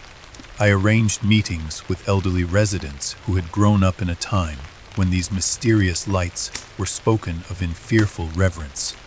At a modest community center on the outskirts of town, I met Mrs. Evelyn Carter, a woman whose lined face and gentle eyes belied a lifetime of suffering. Over cups of bitter coffee in a room that smelled of old wood and memories, she recounted the stories passed down by her parents. I remember, she began slowly. When I was just a child, the elders warned us not to go out after dark. They said that when the lights came, they brought with them not just beauty, but sorrow and misfortune. Her voice trembled as she recalled the night when a neighbor's child had vanished, leaving behind only a scattering of toys and a silence that seemed to scream with loss. Evelyn's words painted a picture of a community living under the constant shadow of an unknown terror, one that had been accepted as an inevitable part of life. Yet, even in her age, her eyes held a spark of defiance. "We'll learn to live with the mystery," she whispered. But I always wondered if there was something we could have done to stop it. Her story, along with those of others I later interviewed, underscored the profound psychological impact of these events. Many residents spoke of recurring nightmares, of hearing voices in the dark, and of an inexplicable sense that they were being watched by forces beyond human comprehension. One man, who refused to give his full name, simply said, "The past is not something you can bury. It has a way of coming back to haunt you when you least expect it." Their testimonies, tinged with grief and a resigned sort of fear, confirmed what I had suspected, that the mysterious lights and the ensuing tragedies were not isolated incidents but part of a larger, sinister pattern that had persisted through the ages. One particularly disturbing evening, while I was poring over an old diary I had discovered in the archive, I came across an entry that changed everything. The diary belonged to a man named Arthur Bellamy, a private investigator who had been active in the late 1970s. In his final entries, Bellamy wrote of a secret project, one that involved investigating the anomaly and its inexplicable manifestations. His words were frantic and disjointed, filled with references to shadowy figures, clandestine meetings, and the overwhelming presence of an ancient force that defied explanation. "They are among us," he wrote in one desperate passage. "They hide in the shadows, watching, waiting for the moment when we are most vulnerable. The anomaly is not a chance occurrence. It is a harbinger of a fate worse than death."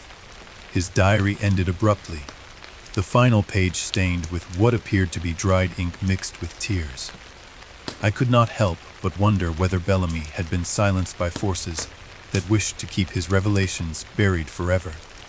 The deeper I dug into the past, the more I began to see a clear pattern emerging. A pattern that suggested the inexplicable events of the present were echoes of a long, forgotten curse. I found numerous references to secret meetings held in hidden locations, to coded messages exchanged between individuals who knew too much, and to a mysterious group simply referred to as the Keepers. These Keepers, it seemed, were entrusted with the duty of guarding the town's darkest secrets, ensuring that the truth behind the anomaly remained locked away from prying eyes.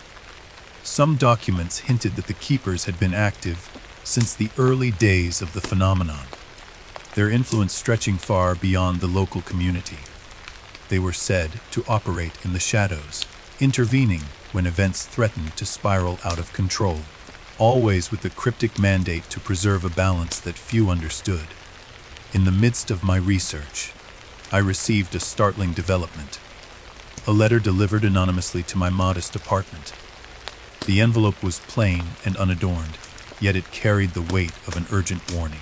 I opened it with trembling hands and read the message in a hurried scrawl. The past is dangerous. Do not pursue what has been hidden for so long. Abandon your search, or prepare to be consumed by the shadows. The tone of the letter was both admonitory and desperate, as if the sender had seen the terrible cost of uncovering secrets that should remain buried. I felt a shiver run down my spine as I folded the note and placed it carefully on my desk. It was a stark reminder that my quest for truth was not without peril, and that forces with vast, unseen influence were determined to keep the darkest parts of history concealed. That night, as I sat alone in my study surrounded by the artifacts of a bygone era, I allowed myself a moment of introspection. I replayed the images of yellowed letters, torn newspaper clippings, and the desperate words of those who had suffered under the curse of the anomaly. Every piece of evidence reinforced the notion that the inexplicable lights and the tragedies that followed were not random acts of misfortune, but the deliberate orchestration of an ancient, malevolent force.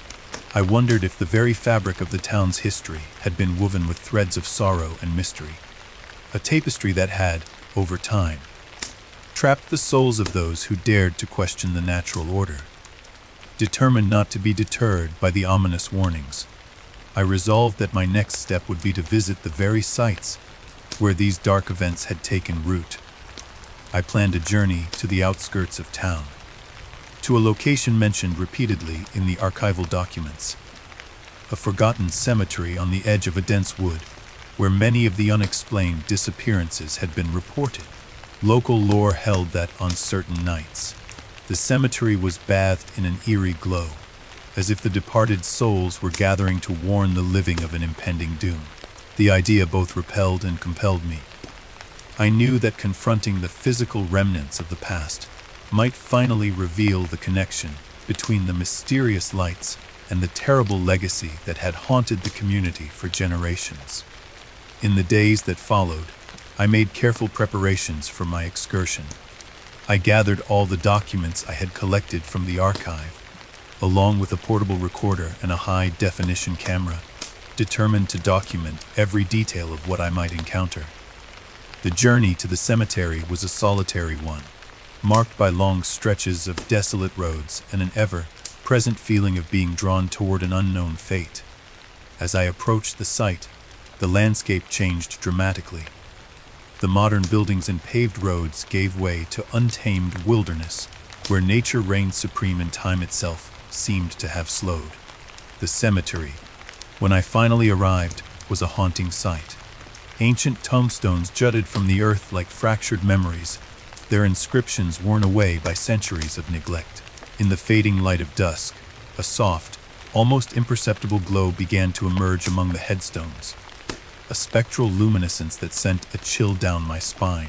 I spent the evening wandering among the graves, recording every strange occurrence. The glow intensified as midnight approached, and I could feel the atmosphere shift in a way that defied explanation. It was as if the boundary between the living and the dead was thinning. and the air was charged with the collective sorrow of countless lost souls. In one particularly quiet moment, I heard what I can only describe as a whisper.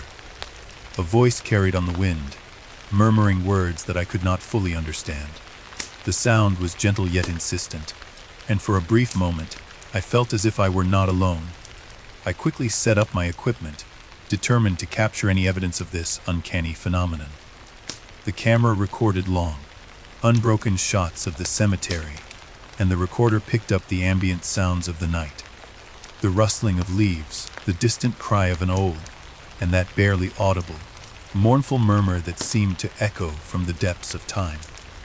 As I reviewed the footage later that night in my temporary shelter near the cemetery, I found myself transfixed by the subtle interplay of light and shadow. The spectral glow appeared to move slowly across the gravestones, as if guided by an unseen hand. In one sequence, the lights coalesced into a pattern that resembled an arcane symbol, one that I had seen referenced in the archival documents, but had never truly understood. I spent hours analyzing each frame, my mind racing with possibilities. Was this a mere natural phenomenon, or had I stumbled upon a message encoded in the very fabric of the night? The evidence was tantalizing yet frustratingly inconclusive. Over the following weeks, I returned to the archive time and again, determined to piece together every fragment of the past. I began to compile a comprehensive timeline of events, correlating the dates of historical sightings with the recurring reports of the anomaly. Patterns emerged, cycles of terror that seemed to recur at intervals that were almost ritualistic. I learned that many of the old documents mentioned secret meetings, coded language, and a mysterious group known only as the Keepers. These Keepers were reputed to be custodians of the town's hidden history, charged with ensuring that the truth behind the anomaly remained buried. Their existence was shrouded in mystery, but their influence was evident in the recurring warnings and the pervasive fear that had haunted the community for decades. One cold, drizzly evening, as I sat surrounded by stacks of fragile documents and faded photographs, I felt the weight of the past bear down upon me with a force I could scarcely describe. It was then that I received a final, unequivocal message. A letter slipped under my door, written in bold, unsteady handwriting. The shadows of the past are not idle. It read, "They live and breathe, and if you seek to expose them, you must be prepared to face the consequences." In that moment, I understood that my quest for truth was reaching a critical juncture. The past was calling out to me, demanding that I confront the darkest secrets it had long concealed.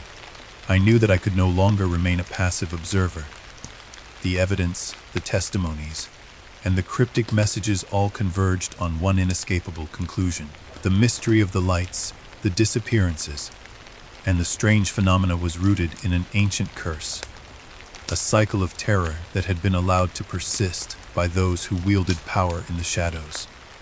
My investigation had grown from a personal obsession into a mission to unearth a truth that had been hidden for far too long, a truth that could potentially save future generations from the same fate. In the weeks that followed, I dedicated every waking hour to unraveling the secrets of the past.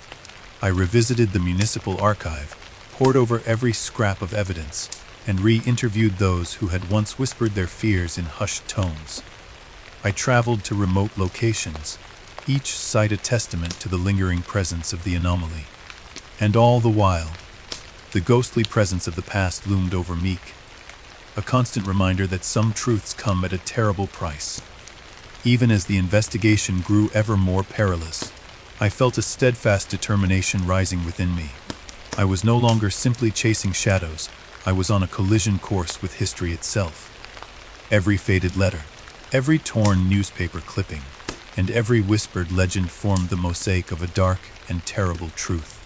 I began to suspect that the forces behind the anomaly had not only orchestrated events in the present, but had also manipulated the narrative of the past, ensuring that their secrets remained hidden beneath layers of myth and superstition.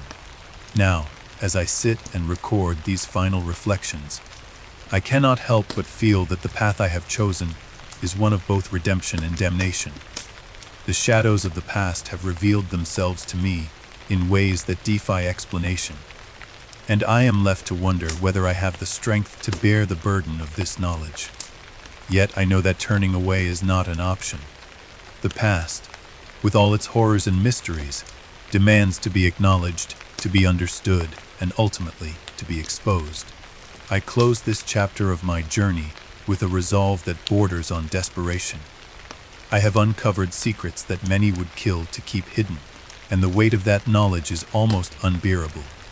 But in the quiet moments, when the world is still and the only sound is the rustling of old paper and the soft whisper of history, I find solace in the belief that truth, however painful, is the only path to liberation.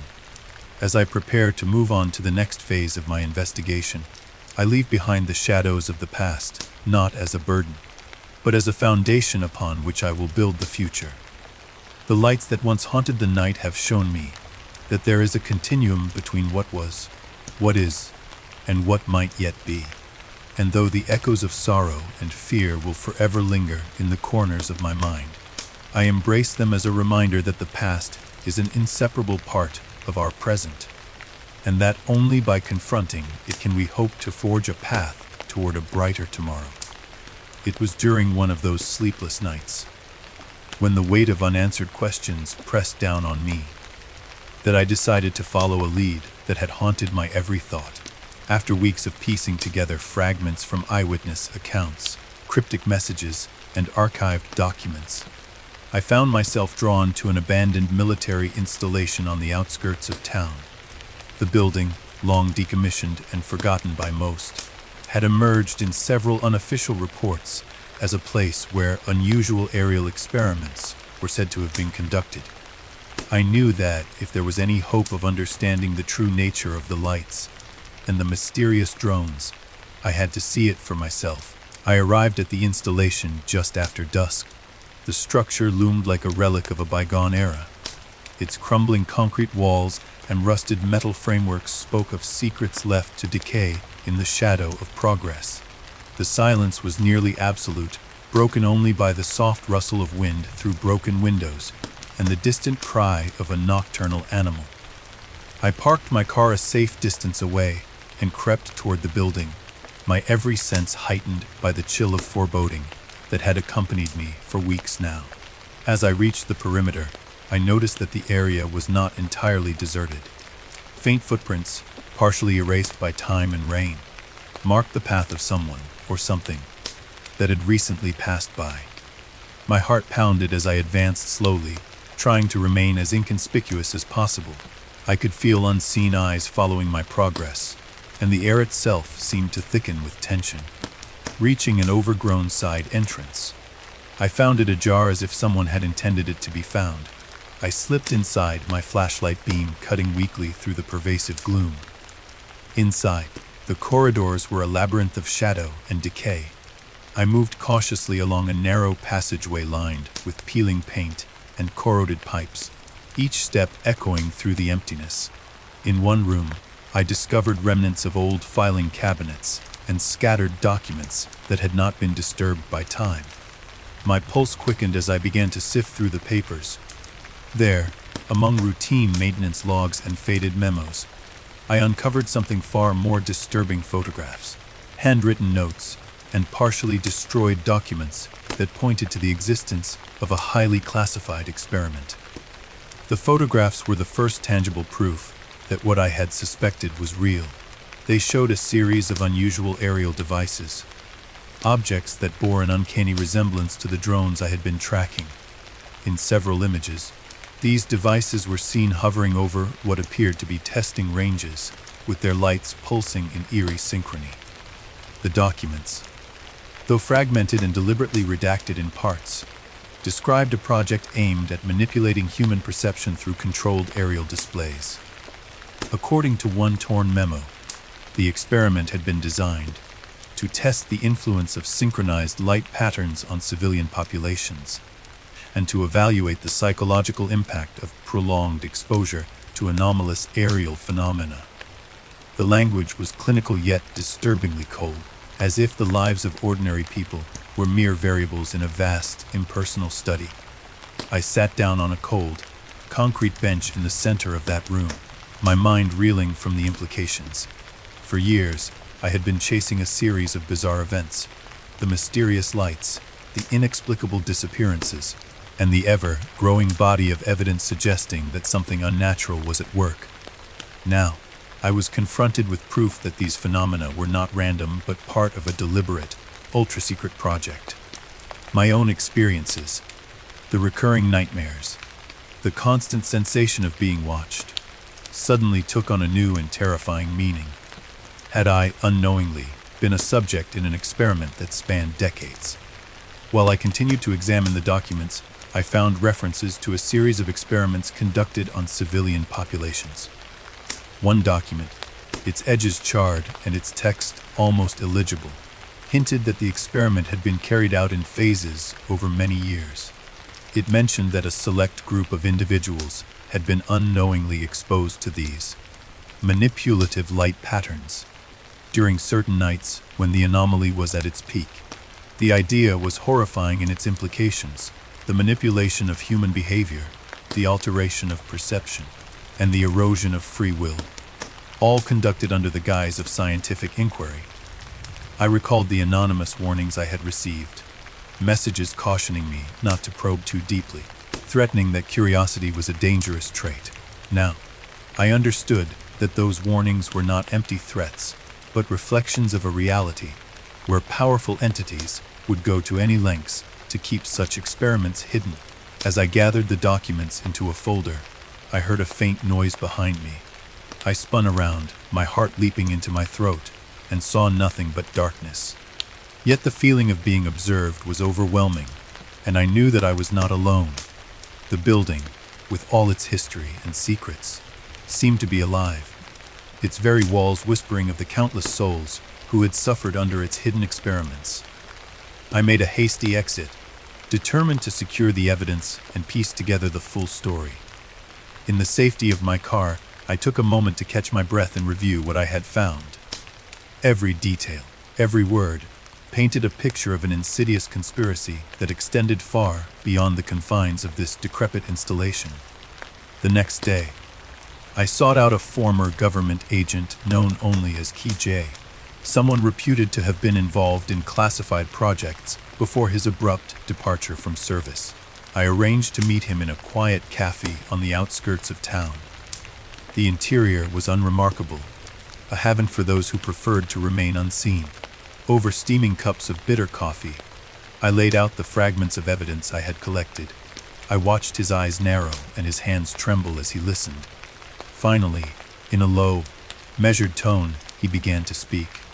"What you've uncovered, it confirms what I always suspected," he said, leaning forward as if to ensure that his words would not be overheard.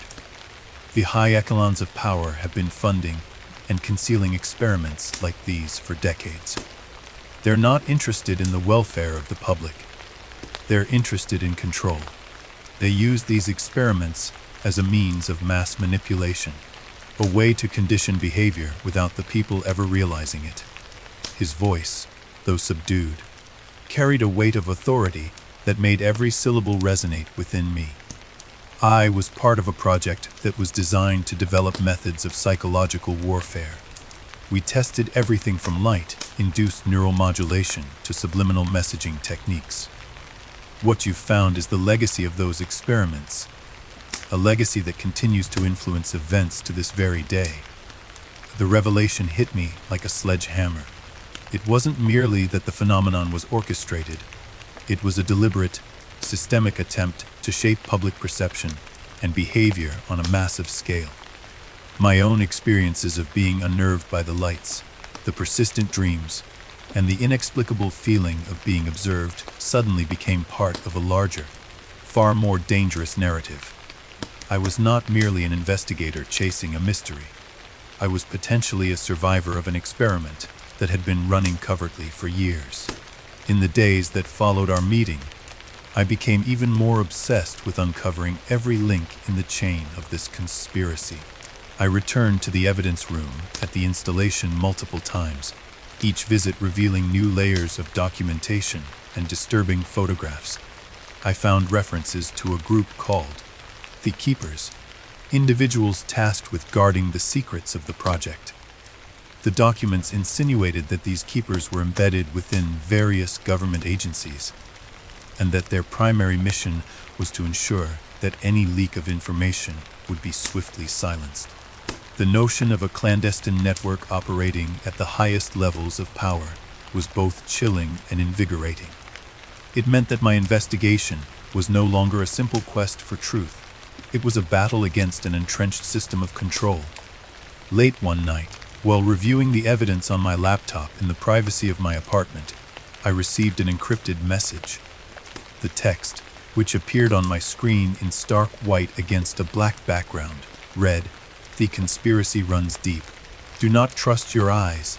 Do not trust the light. The Watcher is near." I froze.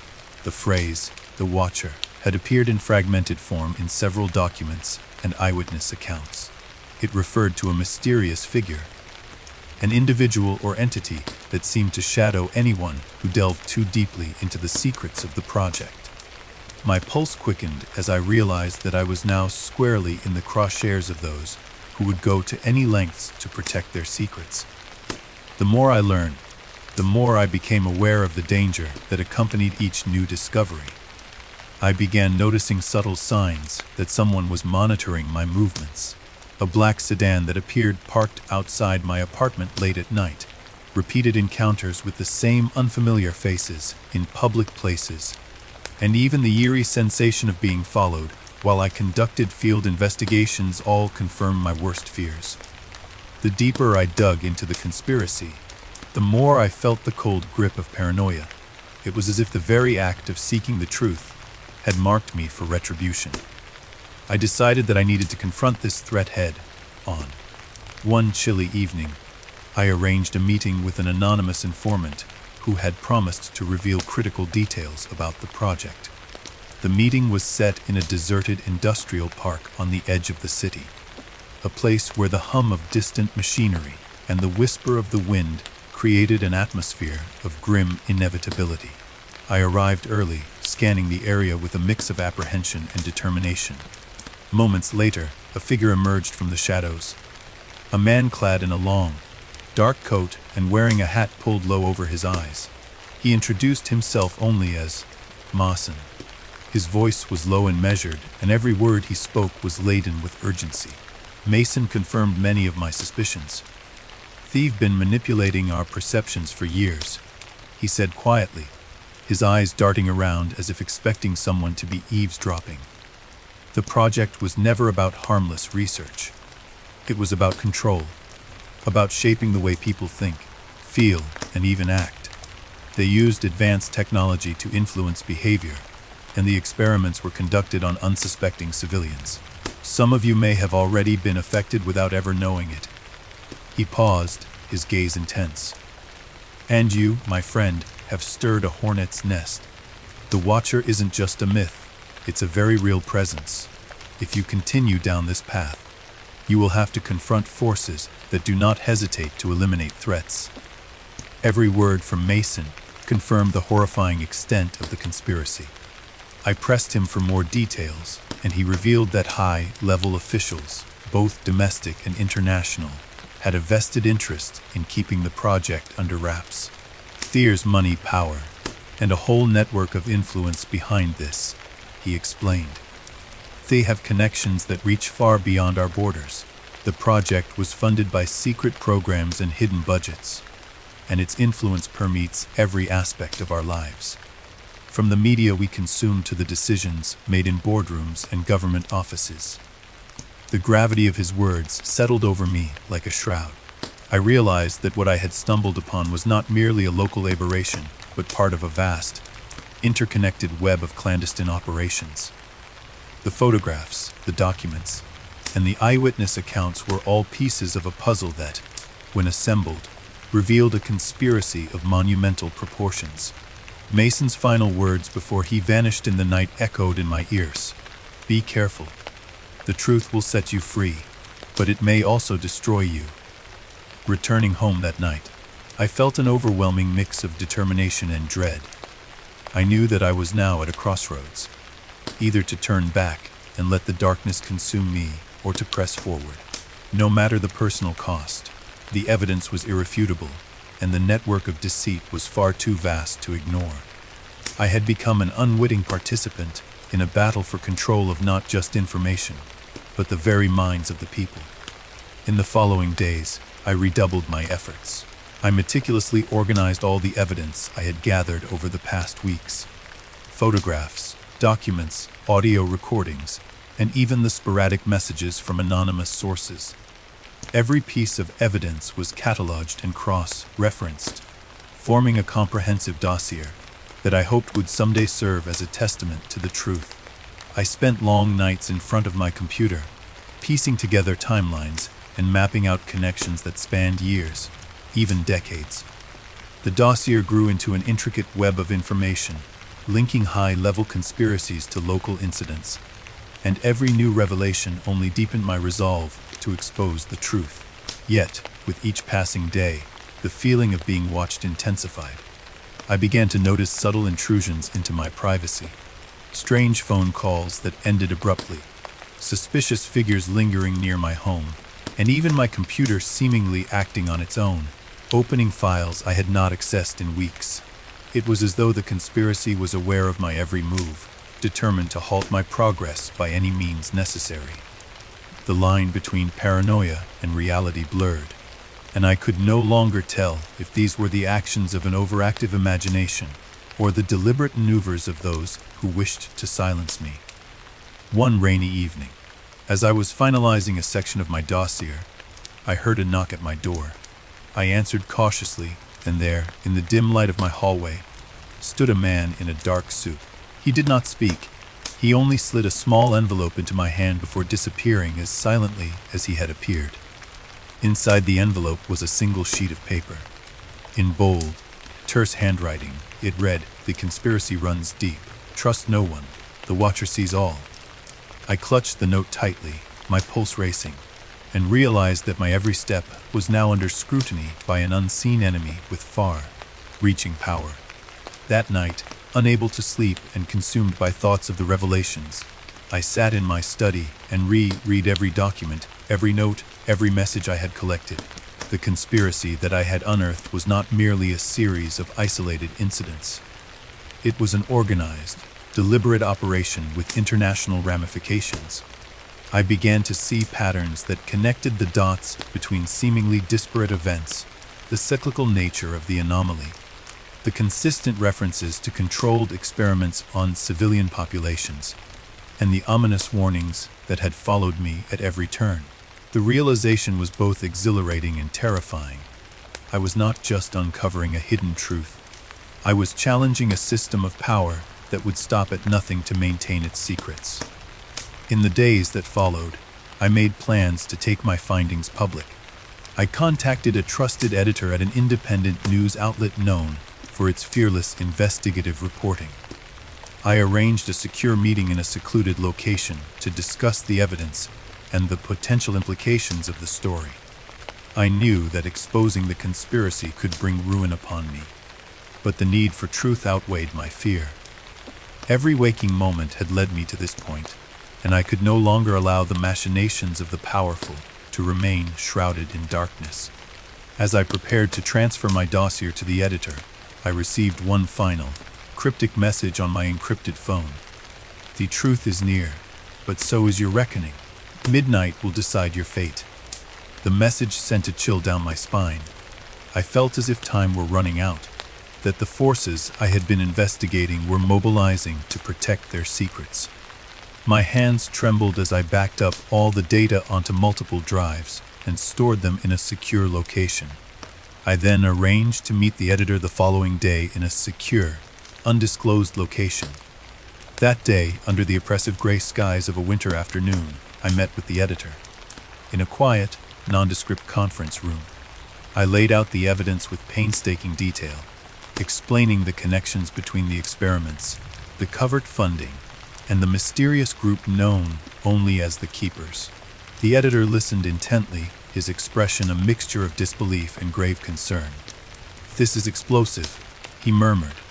"If we publish this, it will shake the foundations of everything people believe about their government and the institutions they trust." His words, though measured, carried the weight of responsibility. I knew that by releasing this information, I would be placing a target on my back, but the risk was worth it if it meant that the truth could finally see the light of day. After our meeting, I left with a heavy heart and an even heavier burden of uncertainty. The path ahead was perilous, and I was acutely aware that the shadowy figures who had been tracking my every move would not let the story go public without a fight. I began receiving warnings, anonymous emails, veiled threats, and even a break-in at my apartment where nothing was stolen except for my personal notes. Each incident reinforced my belief that the conspiracy was determined to silence me. Yet, rather than deterring me, these actions only steeled my resolve. The more they tried to scare me, the more determined I became to bring the truth to light. As midnight approached on the eve of the planned publication, I sat in my study surrounded by the compiled dossier, the encrypted drives, and the last remaining evidence of the experiments. I reflected on the journey that had brought me here. From the first inexplicable lights in the sky to the labyrinth corridors of power that sought to control reality itself. Every revelation had come at a steep price, and I had paid it in sleepless nights, gnawing fear, and the relentless burden of knowing too much. And now, with the final pieces of the puzzle in place, I was ready to expose the conspiracy for all to see. I knew that once the story went public, there would be no turning back. The forces behind the experiments would launch a counterattack, using every resource at their disposal to discredit, silence, or even eliminate me. The thought was terrifying, yet I could not allow that possibility to deter me. The truth, as elusive and dangerous as it was, had to be revealed, not just for my sake, but for the sake of every person unknowingly manipulated by those in power. I took a deep breath, steeling myself for the battle ahead, and sent the dossier to the editor with a single, resolute click. The following hours were a maelstrom of anxiety and anticipation. I constantly checked my phone for updates, for any sign that the conspiracy was already mobilizing against me. The clock ticked inexorably toward midnight, and every chime seemed to echo with the threat of retribution. As the final minutes of the day passed, I found myself huddled by my computer, eyes fixed on the screen, heart pounding with both dread and determination. I was no longer just an investigator. I had become a beacon for truth in a dark and twisted world, and I knew that my actions that night would ripple far beyond the confines of my own existence. At the stroke of midnight, as the world outside was cloaked in an inky darkness punctuated only by the ghostly glow of distant streetlights, I received a notification on my encrypted phone, a confirmation that the editor had received the dossier and that the story was being prepared for release. In that moment, a mixture of relief, fear, and exhilaration surged through me. I realized that I had crossed a threshold, that the truth I had spent so long chasing was now poised to shatter the carefully constructed illusions of power and control. Yet, even as I allowed myself a fleeting moment of triumph, I could not shake the feeling that the final, most dangerous phase of this journey was about to begin. The warning in that last anonymous message, "Midnight will decide your fate," loomed large in my mind. I knew that the forces behind the conspiracy would not let this exposure go unanswered. Somewhere out there, the Watcher, this mysterious presence that had haunted my every step, was preparing to make its move. And I, with all the evidence in my possession and the truth on the tip of my tongue, was now a marked man. In the ensuing days, the publication of the story sent shockwaves through the media and beyond. The revelations were explosive, detailing decades of covered experiments, a network of influential conspirators, and the deliberate manipulation of public perception on an unimaginable scale. Public outrage and disbelief converged into a maelstrom of protests, investigations, and high-level governmental inquiries. I received messages of both support and veiled threats from anonymous sources, and I knew that the battle was far from over. Now, as I sit in a safe house far from the familiar streets of my hometown, I reflect on the events that led me to this point. The journey has been long and fraught with peril. I have seen the shadows of the past come alive in ways I never thought possible. The conspiracy, with its roots deep in both history and the present, has shown me that the pursuit of truth is never without cost.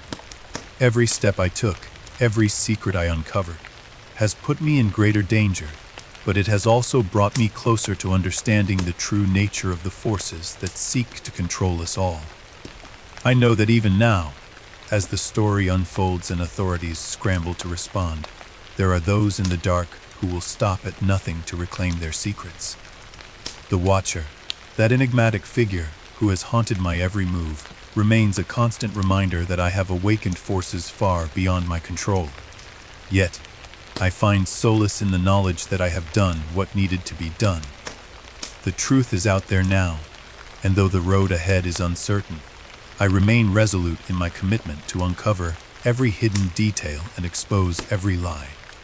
As I prepare for the next chapter of this ongoing struggle, I cannot help but wonder what price I will ultimately pay for daring to challenge the established order. But if there is one thing I have learned through all these years of sleepless nights and heart-stopping revelations, it is that the light of truth, however faint and contested, is worth every sacrifice. I remain committed to my path, even as the shadows close in, for I know that only by confronting the darkness can we hope to reclaim the future. And so, with the echoes of that fateful midnight still reverberating in my mind, and the weight of the conspiracy upon my shoulders, I set forth once more. The battle for truth is not over. It has only just begun.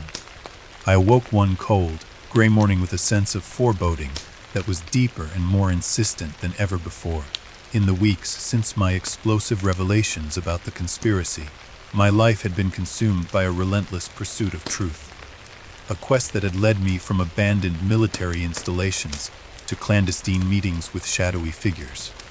But now, as I sat in the dim light of my study with scattered files and audio recordings spread before me, a new, disquieting thought began to take root. Doubt.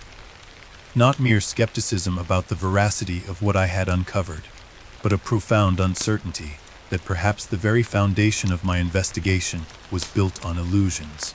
Was it possible that my mind, already frayed by sleepless nights, threats, and the relentless barrage of cryptic messages, had become a battleground where truth and deception mingled inseparably? I remember the moment vividly. I had just finished listening to an old recording from a retired intelligence officer who had confirmed that covert experiments were indeed underway. His voice, once so confident, now trembled with regret and resignation as he described the use of advanced technology to influence human behavior. As his words echoed in my headphones, I felt the familiar chill of recognition mixed with the dawning terror. If these experiments were real, then every observation I had made, every anomaly in the sky, might have been engineered for a purpose beyond my comprehension. Could it be that the mysterious lights, the orchestrated drone flights, and even the spectral warnings I had received were not random occurrences, but part of a carefully designed program? A program that might have already tampered with my own perceptions. The question haunted me as I sat in silence, staring at the fragmented evidence on my desk. I recalled the chilling photographs of unmanned aerial devices, the documents detailing experiments on unsuspecting civilians, and the cryptic messages that warned, "Beware the silence before the storm," and "The Watcher sees all." Doubt crept into every corner of my mind. Had I been unwittingly used as a pawn in a grander scheme? Had the very experiences that spurred my investigation been manipulated to lead me down a path of predetermined outcomes? I began to wonder if the phenomenon I had pursued so relentlessly was not an independent anomaly at all, but rather a meticulously orchestrated performance meant to condition, control, and ultimately deceive. I decided that the only way to confront this abysm of doubt was to retrace my steps and re-examine every piece of evidence with a fresh, unclouded perspective. With my heart pounding, I gathered my files and sat down at my computer. I opened the dossier that I had painstakingly compiled over the past several weeks, a sprawling archive of eyewitness accounts, leaked documents, and hastily scrawled notes. As I scrolled through page after page of evidence, I felt an overwhelming mixture of resolve and apprehension. Every document, every photograph, and every recording was now subject to a new, critical lens. I had to be absolutely sure that I was not chasing shadows conjured by my own mind. I began with the documents from the abandoned military installation, the redacted memos that described experiments designed to manipulate human perception, the clinical language and the unnerving references to synchronized light patterns and psychological conditioning suddenly took on a double meaning. Were these not the very tools by which a powerful elite could shape reality itself? And if so, might they have already altered my memories, my perceptions, or even my motivations? I read the technician's confidential report from that fateful meeting in the cafe, his whispered confession of radar glitches and inexplicable system failures. The more I examined his words, the more I felt a creeping uncertainty. Had he been merely reporting technical malfunctions, or was there a deeper, more insidious intent behind those anomalies? I could almost hear his voice questioning the integrity of the very instruments meant to reveal the truth. Late that afternoon, I ventured out into the fading light to revisit one of the sites where I had gathered eyewitness accounts, the town's old community center, a building with peeling paint and heavy, sorrowful silence, had once been a place where residents shared their deepest fears and whispered legends of vanished loved ones. Tonight, I wanted to speak with Mrs. Evelyn Carter once more. I had met her during one of my earlier interviews. Her trembling voice and haunted eyes had conveyed a lifetime of unspoken grief and terror. I found her sitting alone on a creaking wooden bench outside the center, her gaze fixed on the twilight sky as if searching for a sign. "Mrs. Carter," I began softly, "I need to ask you again about the nights when the lights come. Has anything changed? Do you remember any detail that might help me understand what is happening?" Her eyes met mine, and for a moment, I saw not just fear, but a deep, wary resignation. "Child," she said slowly, "the lights, they have always been here. We have tried to explain them as tricks of the mind or the passing of storms, but the truth is much darker than that. Sometimes I wonder if our memories are not our own, if we are only left with fragments of what truly happened." Her words, full of melancholy, resonated with my growing doubts. How many of our recollections might have been manipulated or erased? Could it be that the past itself was a construct, a narrative carefully curated by those who wished to maintain control? That night, I returned to my safe house with more questions than answers. I sat in the darkened study, the only light coming from the flickering screen of my computer and the soft glow of a desk lamp. I began cross-referencing the new testimonies with the archival records. In a painstaking process, I noted every discrepancy, every anomaly that could suggest tampering. The dates, the locations, even the specific descriptions of the lights, all seemed too consistent, too perfectly aligned to be mere coincidences. It was as if someone had been editing history, smoothing out the rough edges of events that should have been chaotic and unpredictable. My mind drifted back to the cryptic message I had received a few nights earlier. "Trust no one. Doubt is your only salvation." I couldn't shake its significance. The message implied that in a world where truth was manipulated by unseen hands, the only way to remain free was to cultivate an unyielding skepticism, even about one's own experiences. The thought was both liberating and horrifying. It meant that nothing could be taken at face value. Every fact, every memory, every whispered account was potentially a construct, a carefully engineered lie designed to pacify, to distract, and to control. In the days that followed, I resolved to push further. I reached out to a former professor of cognitive psychology who had once conducted research on memory manipulation and false memories. In our long, tense conversation over the phone, He explained how the human brain was remarkably susceptible to suggestion, how even vivid, seemingly indelible memories could be altered by repeated exposure to misleading information. In situations of high stress and uncertainty, he said, the mind can become a canvas upon which external forces paint their own version of reality. You may be experiencing this firsthand, my friend. The doubt you feel is not only justified, it is an essential tool for survival. His words, though intended to provide solace, only deepened my awareness of the vulnerability of my own perceptions. I began to question everything. My own recollections of the nights under the mysterious lights, the credibility of the eyewitness accounts, even the authenticity of the documents I had gathered. Were they all part of a grand design, or was there a kernel of truth buried beneath layers of deception? With each passing hour, my certainty in what I had once believed began to crumble, replaced by a pervasive, unsettling uncertainty. The more I questioned, the more I realized that doubt was not an enemy to be vanquished, but a companion on this treacherous journey toward truth. One evening, as a violent storm raged outside, I sat hunched over my desk, poring over every scrap of evidence with a critical eye. The torrential rain hammered against the windows, and the howling wind seemed to echo the tumult within my mind. I opened the encrypted files containing the leaked documents from the military installation and replayed the recordings of those anonymous warnings.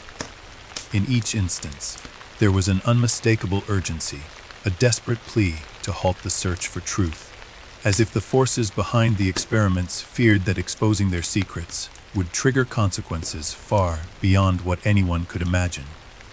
At that moment, a particularly vivid memory surged forth, a scene from one of my earlier field investigations, when I had been alone under a starless sky, recording the pulsating lights as they danced across the horizon. I remembered feeling an almost otherworldly calm, as if the lights had momentarily lifted the weight of the world from my shoulders. But that memory now struck me as suspicious.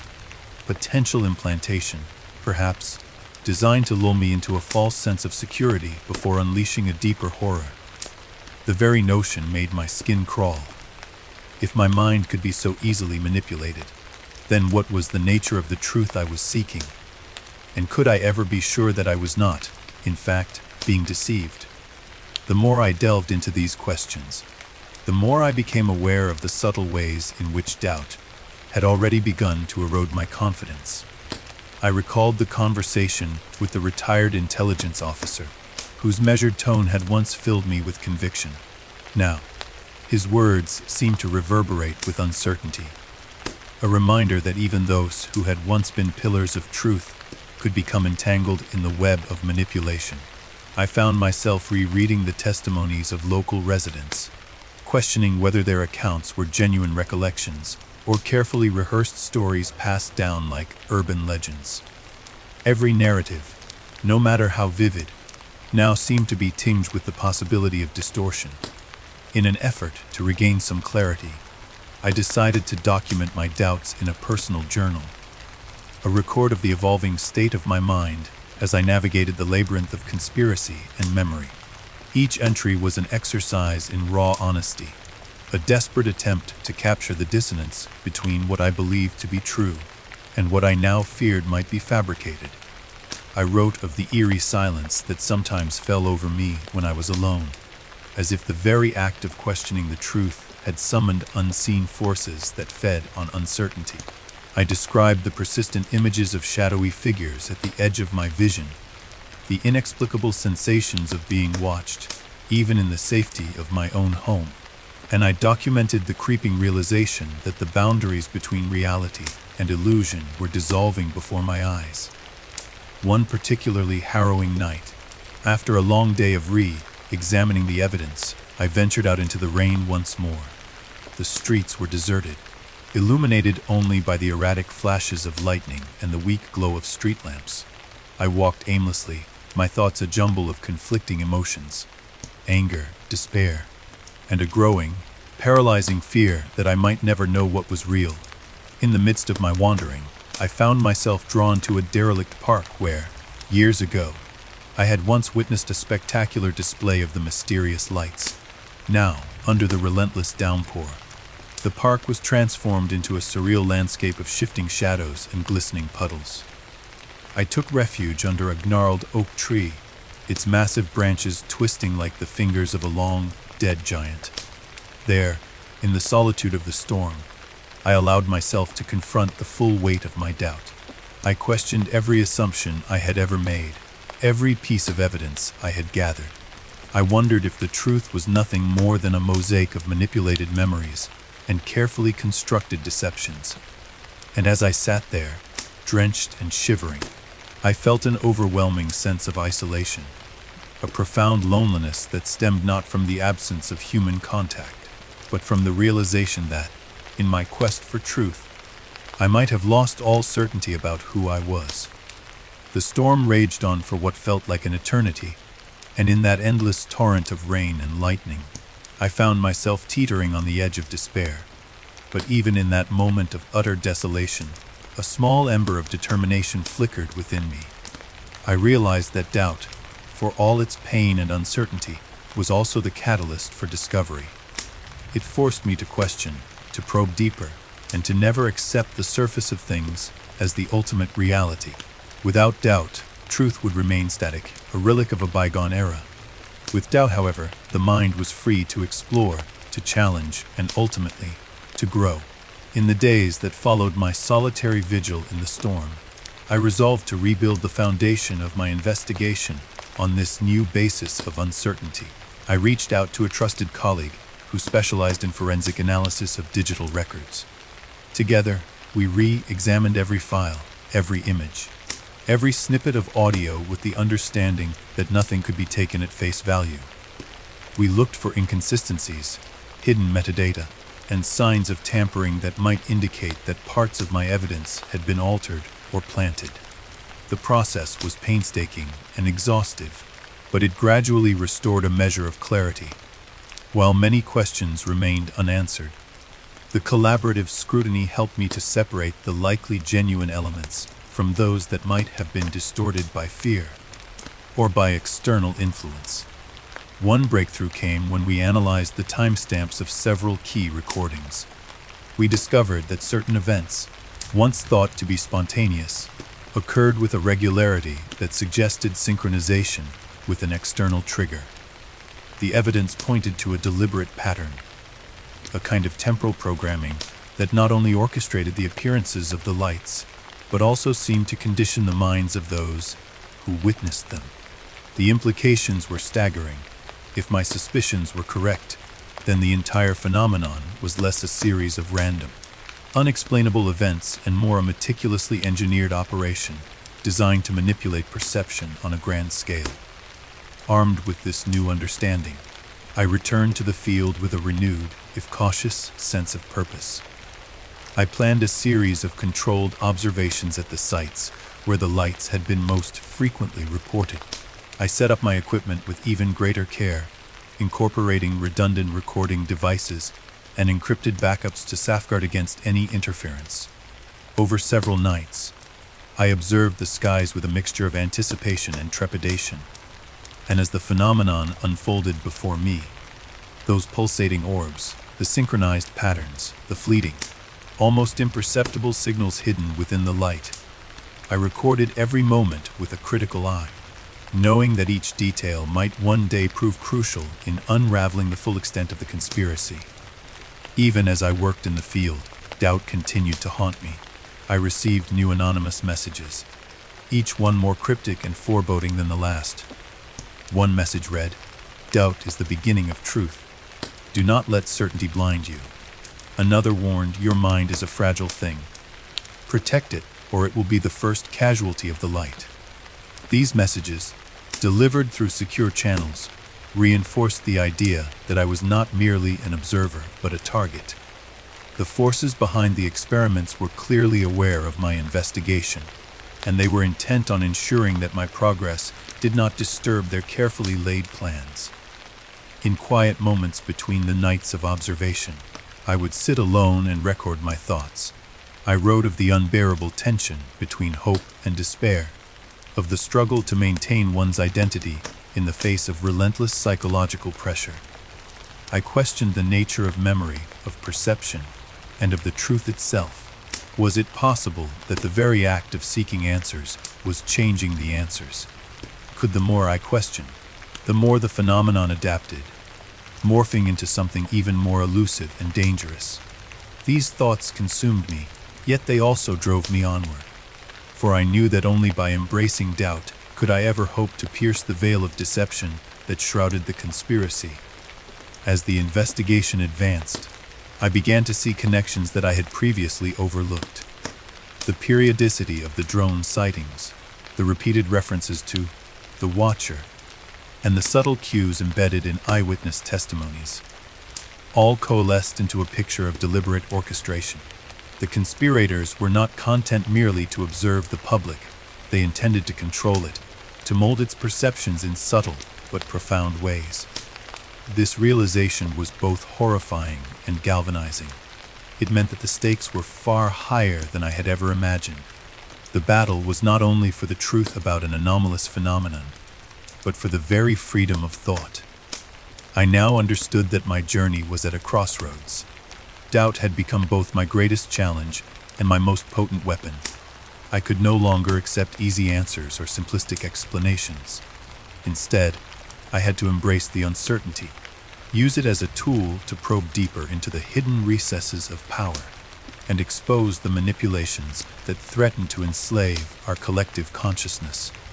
It was a path fraught with danger, one that demanded not only intellectual rigor, but a willingness to confront the darkest corners of one's own mind. In the final hours of that long, tormenting day, I sat in the solitude of my study and composed a final entry in my personal journal. I wrote, "In the abysm of doubt, I have found both terror and truth. The journey ahead is shrouded in uncertainty, yet I must walk it regardless. For only by questioning every certainty can we hope to reclaim our freedom from those who would manipulate the very fabric of our reality." These words, etched in ink on paper, became a solemn vow, a pledge that I would continue to question, to doubt, and to seek the truth even when it threatened to consume me entirely. Now, as I reflect on the tumultuous events of recent weeks, I am left with a profound awareness that doubt is not a weakness to be eradicated, but a necessary companion in the quest for truth. Every shred of evidence, every whispered warning, every moment of uncertainty has served as a reminder that the world we perceive is a fragile construct, a mosaic of memories, experiences, and influences that can be reshaped by those with the power to control them. In this ongoing battle between light and shadow, between truth and manipulation, I have learned that the only way to navigate the labyrinth of deception is to embrace the very doubt that threatens to unmoor me. For in that doubt lies the possibility of liberation, a chance to see beyond the veil and understand the true nature of the forces that govern our lives. I close this chapter of my journey with a mixture of resolve and vulnerability, knowing that the path ahead is uncertain and that the price of truth may be higher than I ever imagined. Yet I also recognize that only by confronting the abysm of doubt can we hope to cast light on the darkest conspiracies and reclaim the integrity of our own perceptions. And so, with my heart heavy but my determination unbroken, I continue forward into the unknown, guided by the principle that to doubt is to seek, and to seek is to be free. I had reached a point in my investigation when the weight of every unanswered question and every whispered secret finally converged into one harrowing night. A night when the past and present collided in a way I could neither ignore nor escape.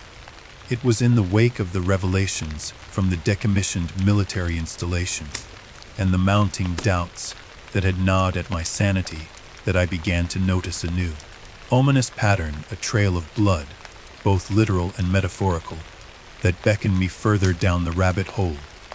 It began with a phone call in the dead of night. I was sitting alone in the safe house, reviewing a half-finished transcript of an interview with a local who had lost someone dear to the mysterious phenomenon, when the line buzzed unexpectedly. The voice on the other end was barely a whisper. trembling with urgency. "Follow the trail," it rasped, "or you will never know the truth." The line went dead before I could ask any questions. I sat there in silence, the chill of that message seeping into my bones, and realized that my investigation was about to take a dark and dangerous turn. The next morning, armed with nothing more than the dossier I had painstakingly compiled, I retraced the fragments of evidence that pointed to a series of unexplained disappearances, stories that had been mentioned in hushed tones by residents of the town. One name, in particular, kept surfacing, that of a young woman whose vanishing had left a permanent scar on the collective memory of the community. Her name was Lillian, and the only tangible clue left behind was a diary that had once belonged to her, rumored to be hidden away in the depths of an old family homestead on the outskirts of town. Determined to uncover the secrets of Lillian's disappearance, I drove out to the isolated property, a creaking, weathered estate swallowed by gnarled trees and overgrown ivy. The air was heavy with the scent of damp earth and decay as I approached the dilapidated porch. I remembered the residents' accounts. They spoke of strange lights dancing above the homestead and of blood that had once been seen on the stone steps. With a deep breath, I pushed open the creaking door and stepped inside. The house was shrouded in silence, its rooms frozen in time. Dust motes floated in the beam of my flashlight as I made my way through a maze of corridors lined with faded wallpaper and broken furniture. In the back of the house, concealed beneath a battered trunk, I discovered a leather-bound diary. Its pages were yellowed with age and stained in places with dark blotches that looked all too much like dried blood. My hands trembled as I began to read Lillian's words, a desperate, heart-wrenching account of terror, loss, and a creeping darkness that had slowly encroached on her life. Lillian's diary spoke of nights filled with an inexplicable glow in the sky, of voices that whispered secrets in the darkness, and of shadowy figures that lurked just out of sight. She wrote of a man she once loved, a man who promised to protect her but who, in her final entries, became a figure of dread and betrayal. The diary detailed her gradual descent into fear as she began to suspect that the lights were not natural phenomena at all, but part of a deliberate, malevolent experiment designed to manipulate and control. The final entry was a frantic scrawl. "They are coming. I can't escape the blood. If anyone finds this, know that the truth is hidden in the trail of our spilled tears. I am already lost." I closed the diary slowly, feeling a profound sorrow for the lost soul whose words now lay in my trembling hands.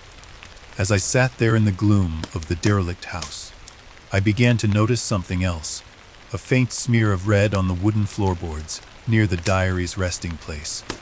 It was subtle, almost imperceptible at first, but as I leaned closer, the shape of a trail revealed itself, leading from the back room toward a narrow door at the end of a hallway. My pulse quickened, and I knew that I had to follow it. The narrow corridor beyond the door was shrouded in darkness. With only my flashlight to guide me, I stepped carefully over the uneven floor, following the red marks that grew more distinct with each step. They led me to a small, dusty room that seemed to have been sealed off for years. In the center of the room lay a shattered mirror, its reflective shards scattered like fragments of a broken past.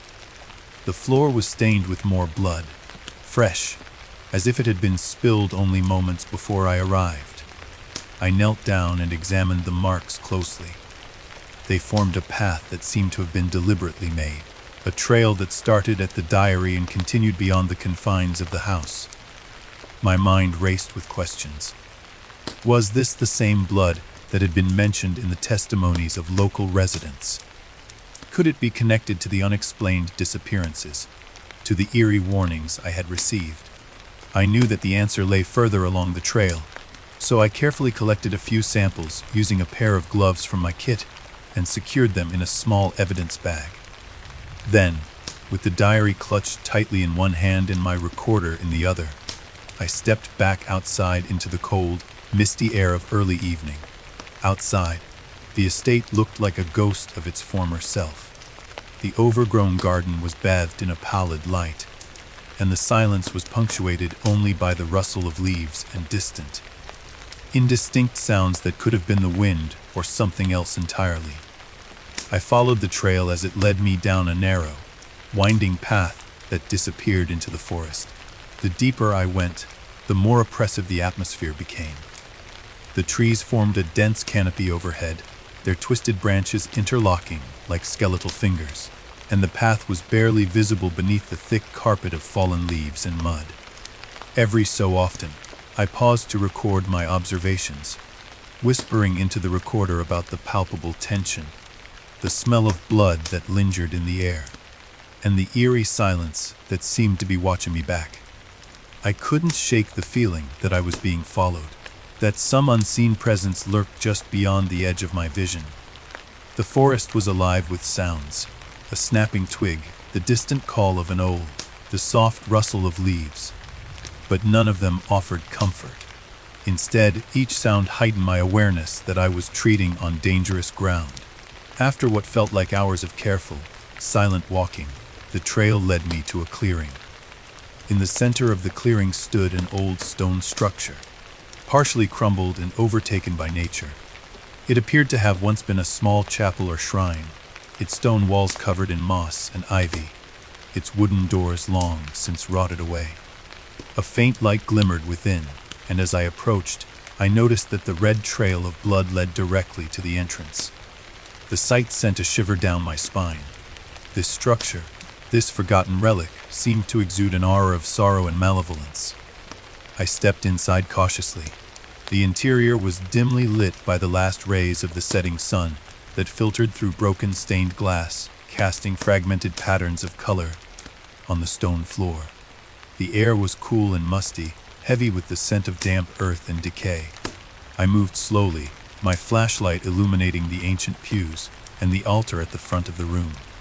There, etched into the stone of the altar, was a symbol that I recognized from one of the documents I had seen earlier. A symbol that had been linked to the Keepers, and the ancient curse that seemed to be at the heart of the conspiracy. A sudden noise startled me, a soft, scraping sound that echoed from the back of the chapel. I turned sharply, my heart pounding in my ears, and saw a figure slip silently into one of the shadowed corridors. I couldn't make out its features, but the way it moved, fluid and deliberate, suggested that it was no ordinary wanderer. The presence of this figure confirmed my worst suspicions. I was not alone in this place. Someone or something was guarding these secrets, ensuring that the trail of blood and the hidden truths remained undisturbed. I followed the sound cautiously, my footsteps echoing on the cold stone floor. The corridor led to a small chamber off to the side of the main hall. Inside, I found evidence of recent activity. A small bundle of items hastily arranged on a rickety table, a few scraps of cloth, a tarnished silver locket, and a half-burned candle. The candle stub was still warm, and the smell of melting wax mingled with that of fresh blood. My mind raced with possibilities. Had someone been here recently? And if so, were they connected to the experiments, or perhaps one of the victims of this ancient curse? I carefully collected the locket and the scraps, storing them with the other evidence. Then, with a final glance around the chamber, I returned to the main hall of the chapel. The silence there was heavy, laden with the weight of untold tragedies. I took a moment to sit on one of the cold stone steps, pulling out Lillian's diary and rereading her desperate, anguished words. Each line resonated with a raw intensity that made my own heart ache. It was clear that the young woman had known too much and paid a terrible price for her curiosity.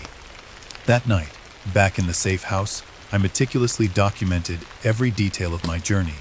The diary, the trail of blood, the samples, the mysterious locket, and the symbolic markings in the chapel. I uploaded the recordings and scanned copies of the documents onto my encrypted drive, knowing that these pieces of evidence were the key to unraveling a conspiracy that spanned generations. As I worked, a profound sadness settled over me. I was not just chasing a series of anomalies or a fleeting mystery. I was confronting a legacy of sorrow that had claimed lives and shattered families over decades. In the following days, I consulted with forensic experts about the blood samples I had collected. The initial tests revealed that the blood was human, fresh, not aged, and it bore traces of substances that could only be associated with controlled chemical agents. It was as if the blood had been part of an experiment, a deliberate, horrific attempt to use human material as part of a larger mechanism of control. The discovery confirmed my worst fears. The experiments were not only psychological in nature, they had a physical, almost ritualistic component that bordered on the occult. I began to piece together the narratives of those who had vanished. The young man whose dreams were shattered after witnessing the lights. The elderly woman who lost her child on a stormy night. The local who had tried to document the phenomenon and was never heard from again. Each story was a thread in a tapestry of despair, a trail of blood that led back to the very heart of the conspiracy. I interviewed relatives, neighbors, and anyone who might remember even a whisper of these tragedies. The accounts were chilling. One neighbor recounted how a family had disappeared on a night when the skies were ablaze with a strange, pulsating glow, leaving behind only a smear of red on their doorstep. Another spoke of a man who had wandered into the forest during one of the light displays and was never seen again. The more I heard, the more I realized that the trail of blood was not a single, isolated incident but a recurring nightmare. A cycle of horror meticulously orchestrated by unseen forces. Every new revelation deepened my resolve, while simultaneously fracturing the fragile illusion of safety I had clung to. The deeper I delved into the mystery, the more I understood that the conspiracy was as old as it was vast.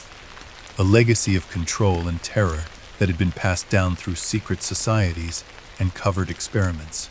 The diary, the evidence from the chapel, the forensic reports, and the testimonies all converged into a singular, horrifying conclusion. The lights, the drones, the experiments, and the disappearances were all interwoven parts of a deliberate, calculated plan to manipulate and subjugate the populace.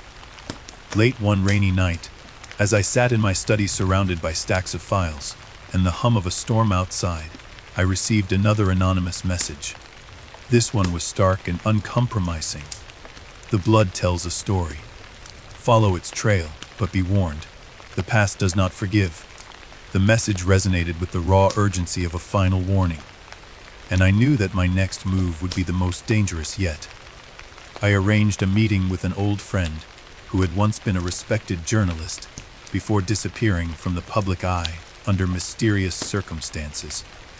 He had been investigating similar phenomena in a neighboring region and, according to whispered rumors, had come into possession of evidence that could expose the full extent of the conspiracy. We met in a secluded diner late at night, a place where the neon lights flickered like dying stars and every booth seemed to hold secrets of its own. Over cups of bitter coffee and in hushed tones, he recounted his own harrowing experiences with the phenomenon. A tale of manipulated memories, shadowy figures, and a relentless pursuit by forces that operated outside the boundaries of law and morality. His voice wavered as he spoke of a clandestine group that had been responsible for orchestrating these events for decades. A group whose members were said to hold positions of power in every major institution. He mentioned that he had evidence of ritualistic practices and secret ceremonies conducted in remote locations. Ceremonies that involved the sacrifice of human lives as part of an experiment in mass control. His account was so detailed, so chilling, that it sent shivers down my spine. I realized then that the trail of blood was not only a physical path, but also a symbolic one, pointing to a history of violence and control that had been systematically erased from public memory. That meeting reaffirmed my commitment. I resolved that I would follow the blood trail wherever it led, no matter the personal cost. The evidence I had gathered, the diary, the forensic reports, the eyewitness testimonies, and the cryptic messages formed an intricate puzzle that I was determined to solve. I spent the next several days referencing every new piece of information with what I had previously collected. Late into the night, I found myself drawing maps on large sheets of paper, connecting dots between locations, dates, and events. Patterns emerged, hinting at a synchronized series of events that spanned decades. The blood trail, it seemed, was not random. It was the byproduct of a carefully orchestrated sequence of experiments designed to leave an indelible mark on history. I also began to notice subtle changes in my own behavior. The constant state of alert, the sleepless nights, and the ever-present fear of being watched had left me feeling increasingly detached from reality.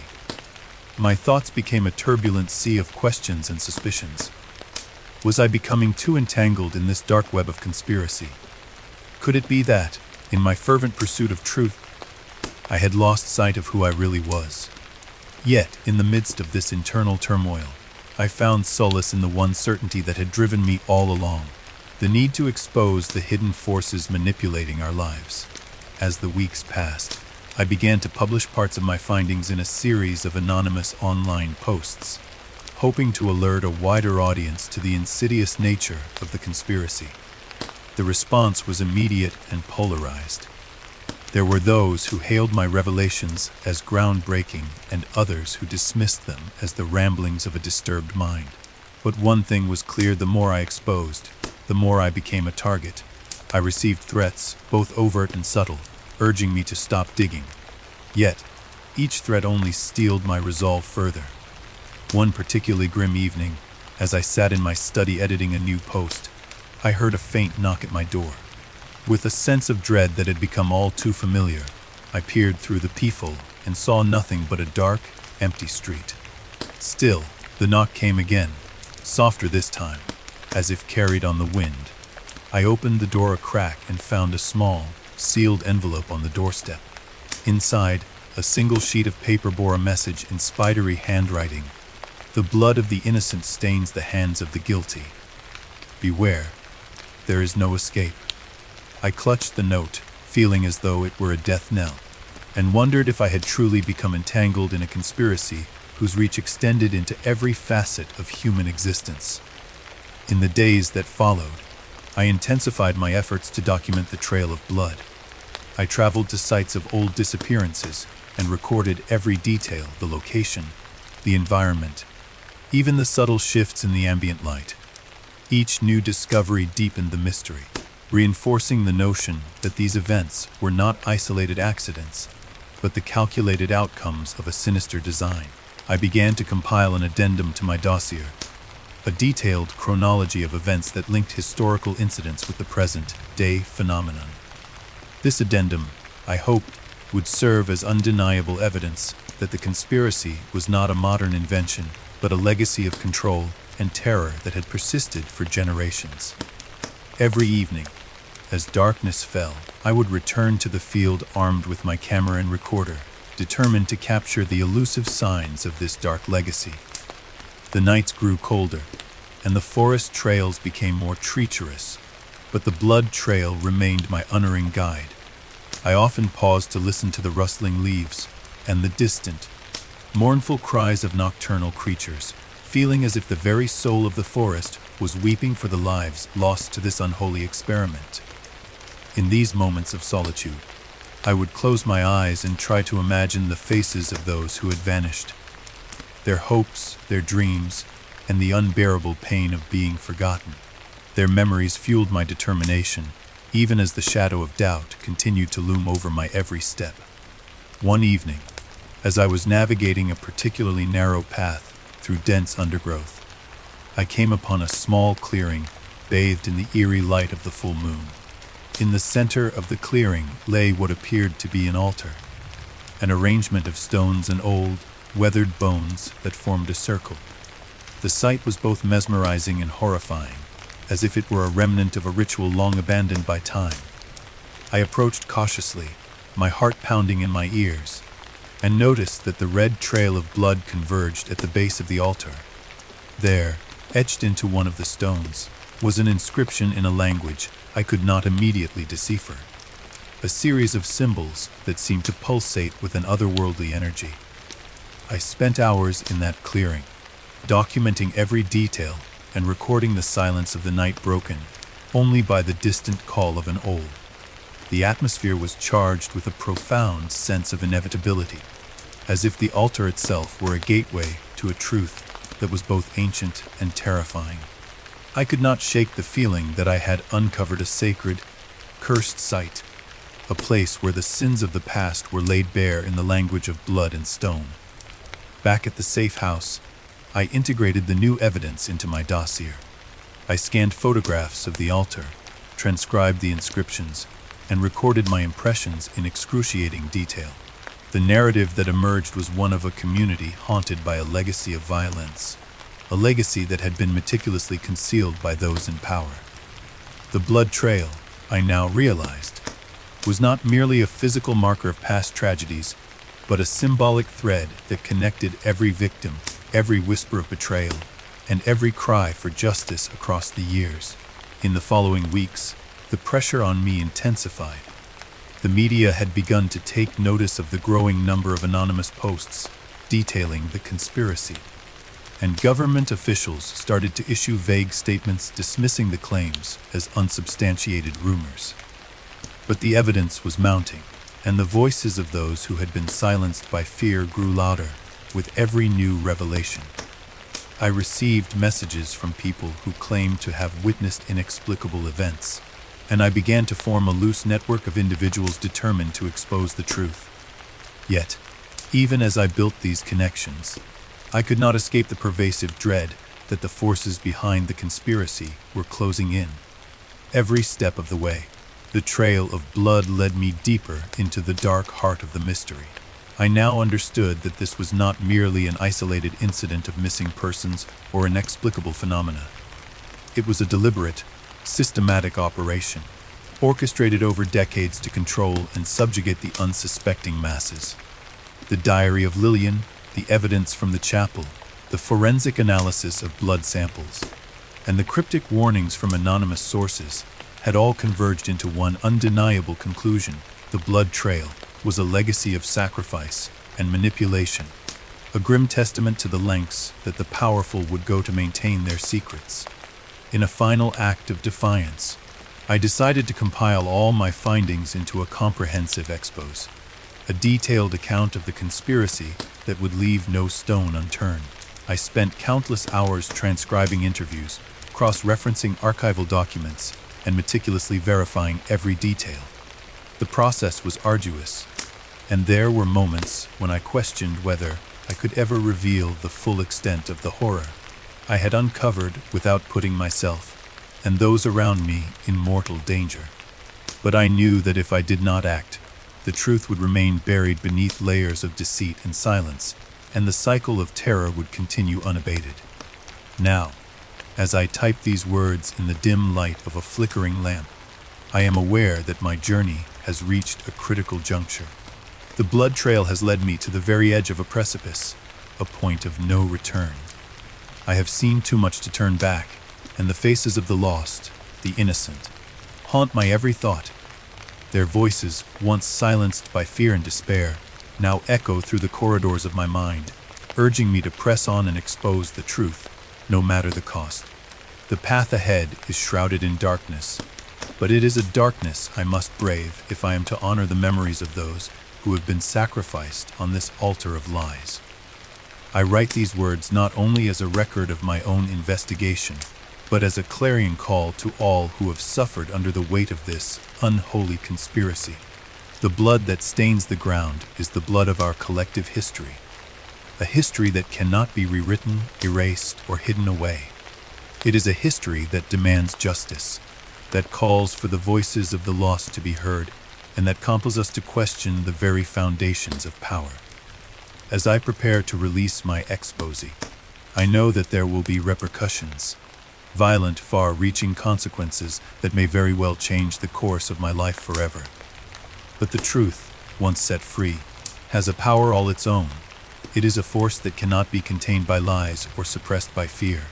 And so, with trembling hands and a resolute heart, I continue to follow the blood trail, knowing that each step, no matter how perilous, brings me closer to a future where the darkness is finally dispelled by the light of truth. I had long felt that my journey into the hidden corridors of terror and truth would eventually lead me to an encounter that defied all rational explanation, a moment when the boundaries between our mundane existence and something far darker would blur into a single, unforgettable experience. That fateful night, as I prepared to follow yet another clue in the trail of inexplicable phenomena, I could sense that the forces I had been chasing had gathered for a final reckoning. The evidence of conspiracies, of blood trails, and of manipulated memories had all converged into a single, pulsing nexus of mystery, and I knew that nothing would ever be the same again. It was a chilly evening when I received a final, cryptic message on my encrypted phone. Tonight, when the veil is thinnest, meet at the old manor. The truth awaits in the realm beyond. The words, stark and uncompromising, sent a shiver down my spine. I had heard legends about an abandoned manor on the outskirts of town, a relic of a bygone era, whispered to be a gateway between worlds. Locals said that on nights like this, when the moon hung low and the stars trembled in the dark sky, otherworldly lights and spectral voices emerged from the manor's depths. My heart pounded with a mix of terror and anticipation as I packed my equipment and set out under the shroud of night. The road to the manor was desolate. I drove slowly along a narrow, winding lane bordered by ancient trees whose gnarled branches seemed to reach out like grasping hands. The air was thick with fog, and the only sound was the soft hum of my car's engine mingled with the distant rustling of leaves. Every mile brought me closer to a destiny that I both dreaded and desperately craved. By the time I arrived, the manor loomed before me, a crumbling edifice of dark stone and ivy, its windows like empty, accusing eyes. I parked my car in a small clearing beside the overgrown driveway and stepped out into the cold, damp air. My flashlight beam danced across the manor's facade, revealing faded engravings and shattered glass that sparkled like broken dreams under the weak light of the moon. The silence was absolute, yet I could feel a presence, something ancient and watchful, lurking just beyond the edge of perception. With trembling resolve, I approached the heavy wooden door, which creaked open as though welcoming me into its secret heart. Inside, the manor was a labyrinth of shadow and decay. Dust motes swirled in the narrow beams of my flashlight as I navigated long, winding corridors lined with portraits whose eyes seemed to follow my every step.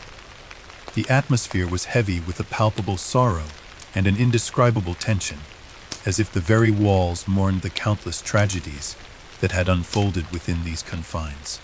I felt a prickle on the back of my neck, a sensation that I was not alone. Every step echoed in the cavernous silence, amplifying my trepidation. Following the faint sound of whispers that seemed to emanate from deep within the manor, I made my way to a grand hall. The ceiling was high and arched, its intricate plasterwork now crumbling under the weight of time. In the center of the hall stood a massive, dust-covered chandelier that, despite its decay, retained a ghostly elegance. The faint light of the moon filtered through a broken stained glass window, casting fragmented patterns of color on the marble floor. It was then that I saw them, shapes moving in the periphery, ethereal figures that seemed neither fully present nor entirely absent. They glided silently, their forms shifting and wavering as if caught in a perpetual state of transformation. My heart pounded as I raised my camera, desperate to capture every detail of this surreal tableau. I could not tell if the figures were remnants of past tragedies or spectral guardians of forbidden secrets. Their presence was both mesmerizing and profoundly unsettling. One figure, in particular, caught my attention, a woman in a tattered gown whose eyes glowed with an otherworldly light. She drifted toward me, her movement graceful yet sorrowful, and for a moment, I felt as if she were trying to speak, to impart a message that lay beyond words. I followed her as she led me down a narrow corridor lined with ancient, peeling wallpaper. Every step felt like a descent further into a realm where time had lost all meaning. At the end of the corridor, we reached a small parlor that appeared almost untouched by decay. In the center of the room sat a low table, upon which lay an assortment of objects, a tarnished mirror, a cluster of faded photographs, and a diary bound in cracked leather. The air was thick with a mixture of incense and old perfume, a scent that evoked both nostalgia and mourning. I approached the table slowly, the spectral woman lingering at its edge, her gaze fixed on the diary. With cautious reverence, I reached out and opened it. The pages were filled with a flowing script, each line a lament for lost souls and forgotten histories. The diary belonged to a young woman named Evelyn, whose tragic fate had been intertwined with the manor's dark legacy. Evelyn's words recounted a time of despair, of nights when the manor came alive with the voices of those who had perished within its walls. She wrote of a curse that had been placed upon the estate, a curse born of betrayal and bloodshed, of forbidden rituals performed in the dead of night. As I read, the temperature in the room seemed to drop, and the soft whispering of voices grew louder, echoing around me in a chorus of sorrow. I could sense that Evelyn's spirit still lingered in these pages, reaching out across time to share her truth. The diary spoke of a ritual meant to bind the souls of the innocent to the manor, a ritual that required a sacrifice of blood and spirit. Each word was imbued with a profound sadness, as if the very act of recording her memories was an attempt to exorcise a malevolent force that had claimed her life. I closed the diary and turned to find that the spectral woman had vanished. In her place, a single rose lay on the table, its petals as red as fresh blood, yet untouched by decay. I felt a chill run through me as I picked it up, realizing that this token was a message from beyond. The rose was a symbol of both beauty and pain, a reminder that even in the midst of darkness, remnants of love and hope could survive. My mind raced as I considered the implications. Was the rose a sign that someone had been here before me? Or was it a deliberate offering from the manor itself, a means of communicating its sorrowful legacy? Determined to understand the significance of these discoveries, I spent the remainder of the night exploring the manor's hidden recesses. I uncovered a small library, its shelves filled with ancient tomes and brittle manuscripts that chronicled the history of the estate. In one dusty volume, I found a detailed account of a secret society known only as the Keepers, guardians of the manor's dark secrets, sworn to protect the curse from being unraveled by outsiders. The book described how the Keepers had performed forbidden rituals to harness the power of the supernatural, using the blood of the innocent to bind malevolent forces to the estate. Their practices were shrouded in mystery, their names lost to time, yet their legacy was unmistakable in the spectral phenomena I had witnessed. As the hours passed, I felt the pull of the manor's history drawing me deeper into its embrace. I began to experience vivid visions, flashes of events long past, of celebrations turned into tragedies, of laughter replaced by weeping. I saw faces contorted in anguish, heard screams that were swallowed by the oppressive silence, and felt an overwhelming sense of loss that threatened to crush me under its weight. Each vision was a window into the manor's tortured soul, a glimpse of a past that was as dark as it was poignant. At one point, I found myself in a narrow, winding staircase that led to the upper floors. The steps creaked under my weight, each one echoing like a heartbeat in the stillness. At the top, I entered a grand bedroom that had once belonged to the manor's mistress, a woman of great beauty and mystery whose fate had been sealed by the curse. The room was adorned with faded tapestries and a large, ornate mirror that dominated one wall. As I approached the mirror, I saw not my reflection but a series of ghostly images, fragments of lives lost, of dreams unfulfilled. For a long moment, I stood transfixed, as if the mirror were a portal to another realm. Then, a hand, pale and trembling, reached out from the reflection, brushing against the glass as if trying to break free. I staggered back in shock, my heart hammering in my chest, as the vision faded into darkness. That encounter shattered any lingering illusions that I could remain an indifferent observer. I realized that the manor was not merely a repository of history, but a living entity, a vessel for the souls of those who had suffered its curse. It was a place where the boundaries between life and death had blurred, where the supernatural seeped into every crevice, and where the past was as present as the cold air that filled its halls. I knew then that I had to record everything, the sensations, the voices, the inexplicable movements, as they were the only remnants of a truth too profound to be dismissed. For the rest of that long, harrowing night, I roamed the manor's corridors with a mixture of fear and determination. I listened to the echoes of footsteps that seemed to follow me, the soft murmurs that hinted at hidden conversations, and the rustle of unseen presences. I made careful notes of every detail, a broken locket here, a scorched letter there, and even the faint outline of figures in the corners of rooms. The manor revealed itself to me not as a static relic, but as a dynamic, tormented witness to events that had defied time. It spoke in whispers and shadows, its secrets etched into every stone and every crevice. As the first light of dawn began to seep through the shattered windows, I found myself in the manor's solarium, a room once filled with vibrant life, now reduced to a cold, ghostly chamber. I sat on a stone bench and allowed myself a brief moment of respite. My mind reeled with the images of spectral figures, the sorrowful cries of lost souls, and the overwhelming sense of foreboding that had accompanied every step. I reviewed my recordings, my journal, and the fragments of evidence I had collected, knowing that these would serve as the bridge between the manor's supernatural legacy and the broader conspiracy I had been unraveling over months of relentless investigation.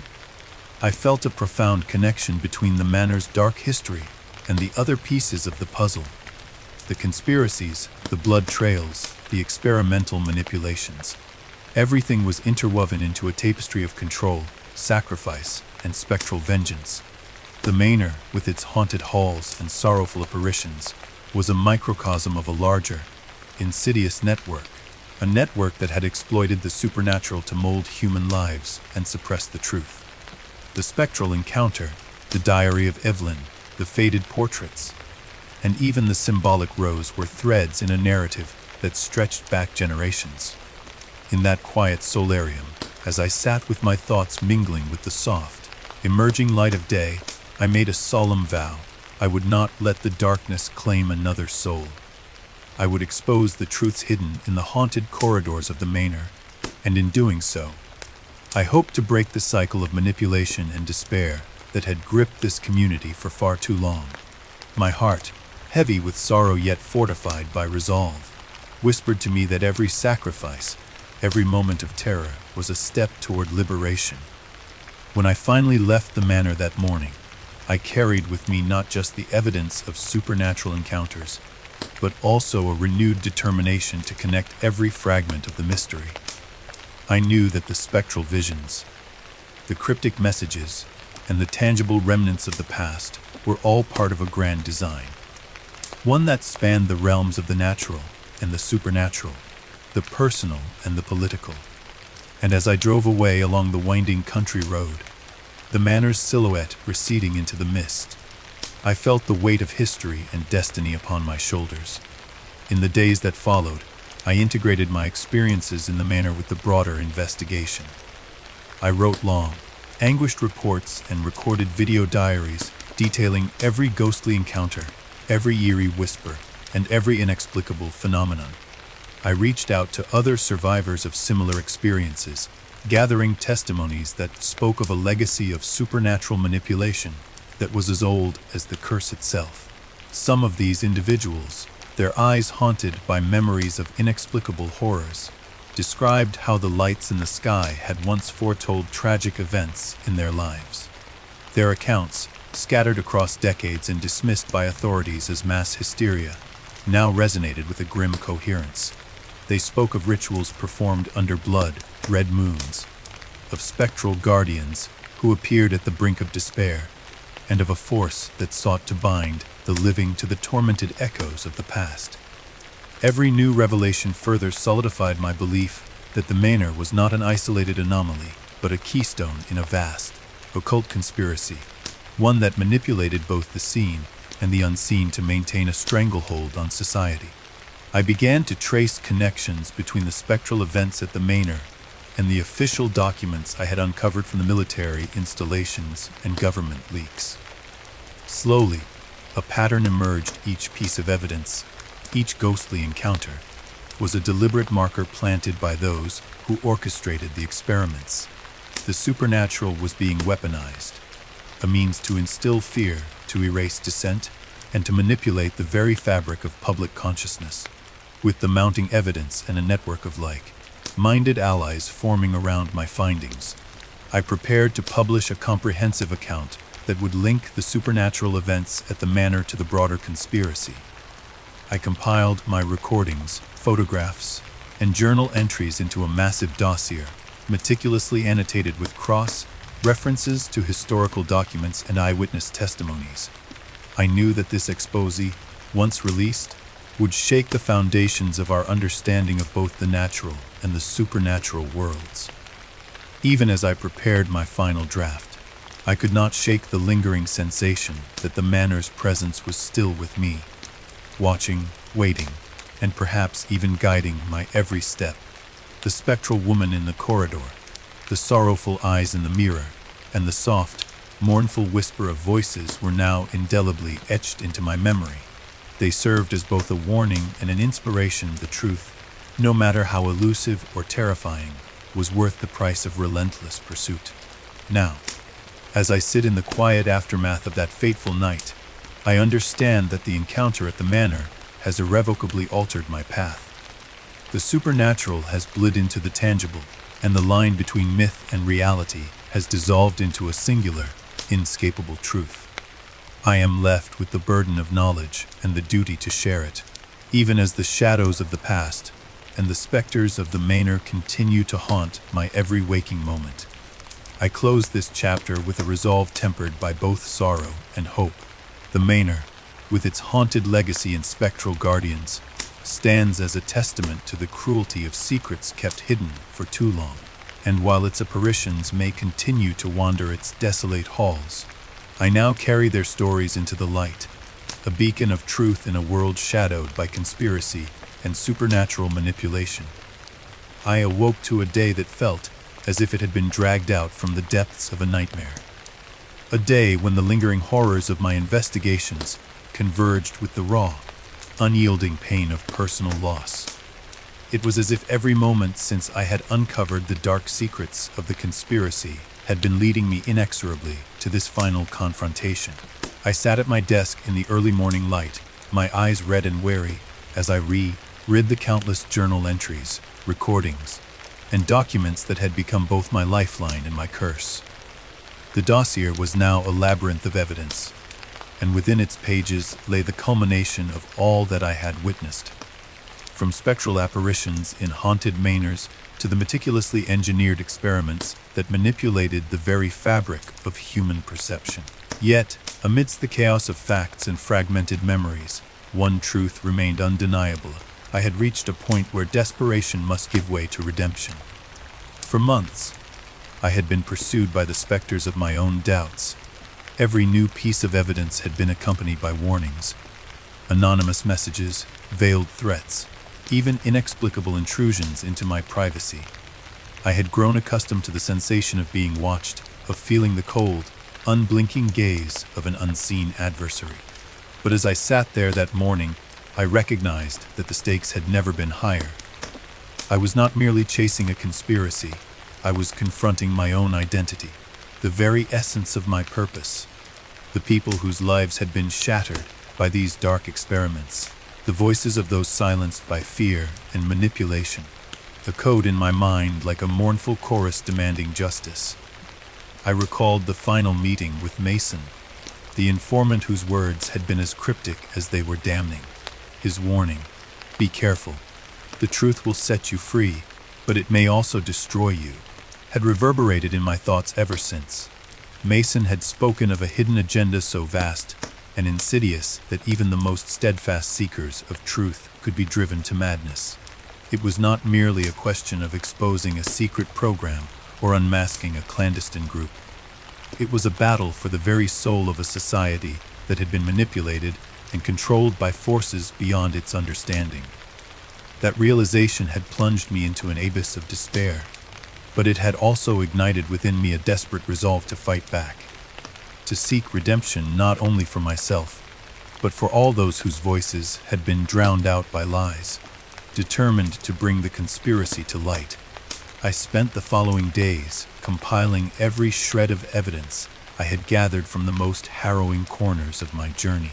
I cross-referenced eyewitness testimonies with archival records, analyzed forensic reports of blood samples, and re-examined the spectral images captured in haunted corridors and abandoned manors.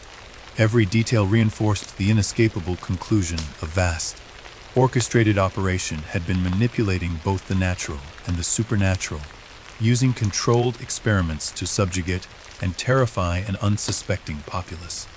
It was a legacy of horror that spanned decades, if not generations, a curse passed down through the hands of those who wielded power in the shadows. And now, as I prepared to release the exposé that would shatter the carefully constructed veneer of normalcy, I felt a profound mixture of desperation and hope. That evening, I arranged to meet with a small cadre of trusted allies, fellow investigators, courageous whistleblowers, and sympathetic academics who had risked everything to unearth the hidden truths. We gathered in a secure, undisclosed location, a converted warehouse that had become our temporary sanctuary from the prying eyes of those determined to silence us. The atmosphere was charged with anticipation and a deep, shared sense of purpose. Around a battered wooden table, we laid out our evidence, scanned documents, audio recordings, and photographic images that depicted not only the experiments and the sinister drone formations, but also the eerie remnants of a supernatural legacy. I spoke with a tremor in my voice as I recounted the final pieces of my journey. The blood trail that led me to a crumbling chapel, the diary of a young woman whose final words were a desperate plea for salvation, and the spectral encounters that had blurred the boundaries between life and death. One of my allies, a seasoned investigative journalist known only as Marcus, leaned forward, his eyes dark with determination. "This isn't just about exposing a government cover-up or a corporate conspiracy," he said, his voice low and resolute. "It's about reclaiming our autonomy. For too long, they've used fear to control us, using technology manipulation, even the supernatural, to keep us in line. We need to show the world that the truth can no longer be hidden behind a veil of deceit." His words resonated with every person in the room, a call to arms that filled us with both righteous anger and unyielding hope that redemption was within reach. As the meeting progressed, I distributed copies of the dossier to everyone present. We pored over the evidence, scrutinizing every detail and discussing strategies for releasing the information to the public without endangering our lives further. It was a dangerous game we were playing, a direct challenge to the powerful forces that had orchestrated these dark experiments. But the more we spoke, the clearer it became that our collective voice was the only weapon strong enough to break through the layers of control. We debated the merits of a coordinated media campaign versus a slow, methodical leak to trusted outlets. In the end, we resolved to proceed cautiously, using encrypted networks and secure channels to disseminate our findings. Every word, every image would be a beacon of truth in a world awash with manufactured lies. Yet, even as we prepared to act, I could not shake the nagging fear that the forces behind the conspiracy would stop at nothing to silence us. Over the past few weeks, I had experienced firsthand the lengths to which these shadowy adversaries would go. Unexplained break-ins, anonymous threats, and the ever-present sensation of being pursued. I recalled the message delivered to my door in the dead of night. "The conspiracy runs deep. Trust no one. The Watcher sees all." That message had been a stark reminder that our every move was under surveillance, that our enemies were both patient and relentless. I knew that the release of our exposé would only provoke a swift and brutal response. and that I might very well be putting my life, and the lives of those I cared about, in imminent danger. In the days leading up to the publication of our exposé, I found myself oscillating between moments of bitter despair and surges of defiant resolve. There were nights when the isolation, the constant barrage of fear, and the overwhelming burden of evidence nearly broke me. I would lie awake in my safe house, the oppressive silence punctuated by the distant sounds of urban life, and wonder if I was fighting a losing battle. The memories of lost friends, the faces of victims whose voices had been silenced, and the creeping realization that I had been a pawn in a game much larger than myself, all threatened to drag me into a spiral of hopelessness. But then, in those darkest moments, I would recall the unwavering determination of my allies, the urgency of our mission, and the profound responsibility I felt to give a voice to the voiceless. It was in that crucible of desperation that I discovered the true meaning of redemption. Not as a grand, sweeping victory, but as a quiet, steadfast commitment to truth, even when it came at the highest possible cost. The fateful night of the exposé's release arrived with a palpable tension that electrified the very air around me. I sat before my computer in the safe house, the screen glowing with the finalized document that would expose decades of manipulation and abuse. Every word had been chosen with care, every image meticulously verified, and every piece of evidence cross-checked against a multitude of sources. As I hit the send button on the encrypted network that would disseminate our dossier to trusted media outlets around the world, a wave of mixed emotions washed over me: relief, terror, and an overwhelming sense of liberation. For a brief moment, I felt that the chains of secrecy were breaking, that the light of truth was piercing through the thick veil of darkness that had smothered us for so long. Almost immediately, the impact was felt. News alerts began flooding in from every corner of the globe. Independent media outlets, investigative journalists, and even mainstream networks began reporting on the scandal, their headlines reverberating with shock and outrage. I watched in a dazed state as our story spread like wildfire across social media, igniting protests and prompting urgent calls for governmental inquiries. The public, long held captive by a web of deception and control, now demanded answers. The exposé had become a catalyst for change, a beacon that illuminated the depths of corruption and manipulation that had haunted our society for generations. But with the exposure came a swift and brutal backlash. I received a barrage of anonymous messages, threats, warnings, and cryptic reminders that the forces we had challenged were not going to relinquish their power without a fight. There were reports of officials scrambling to discredit the evidence, of powerful interests mobilizing to silence dissent, and of violent crackdowns on protesters who dared to demand accountability. Every new threat was a reminder that the battle for truth was far from over. I understood that our exposé was merely the opening salvo in a much larger conflict. A conflict that would test not only our resolve, but also the very foundations of our freedom. In the midst of this turmoil, I found myself haunted by memories of those who had paid the ultimate price for seeking the truth. I recalled Lillian's desperate diary entries, the spectral whispers in the haunted manor, and the anguished voices of countless victims whose lives had been destroyed by the unyielding grip of power. Their stories were a constant reminder that our fight was not just about exposing a conspiracy. It was about reclaiming the dignity and autonomy of every human being who had been manipulated and oppressed by forces too vast and too ruthless to imagine. Every threat, every act of violence, only fueled my determination to push forward. I knew that the road to redemption was paved with sacrifice, and that I would have to be willing to endure unimaginable hardships if I was to honor their memories. Over the following weeks, as the repercussions of our exposé rippled through society, I retreated into a state of constant vigilance. I moved frequently between safe houses, changed phone numbers, and relied on encrypted communications to stay one step ahead of those who sought to silence me. The world around me became a battlefield of shadows and hidden cameras, where every stranger could be a potential threat, and every quiet moment was laced with the possibility of ambush. Yet, despite the constant danger, I felt a profound sense of purpose. The exposé had ignited a spark of revolution, a challenge to the status quo that promised to unravel the tangled web of deceit once and for all. In quiet moments of reflection, I would sit by a window, watching the city below stir with newfound energy and defiance.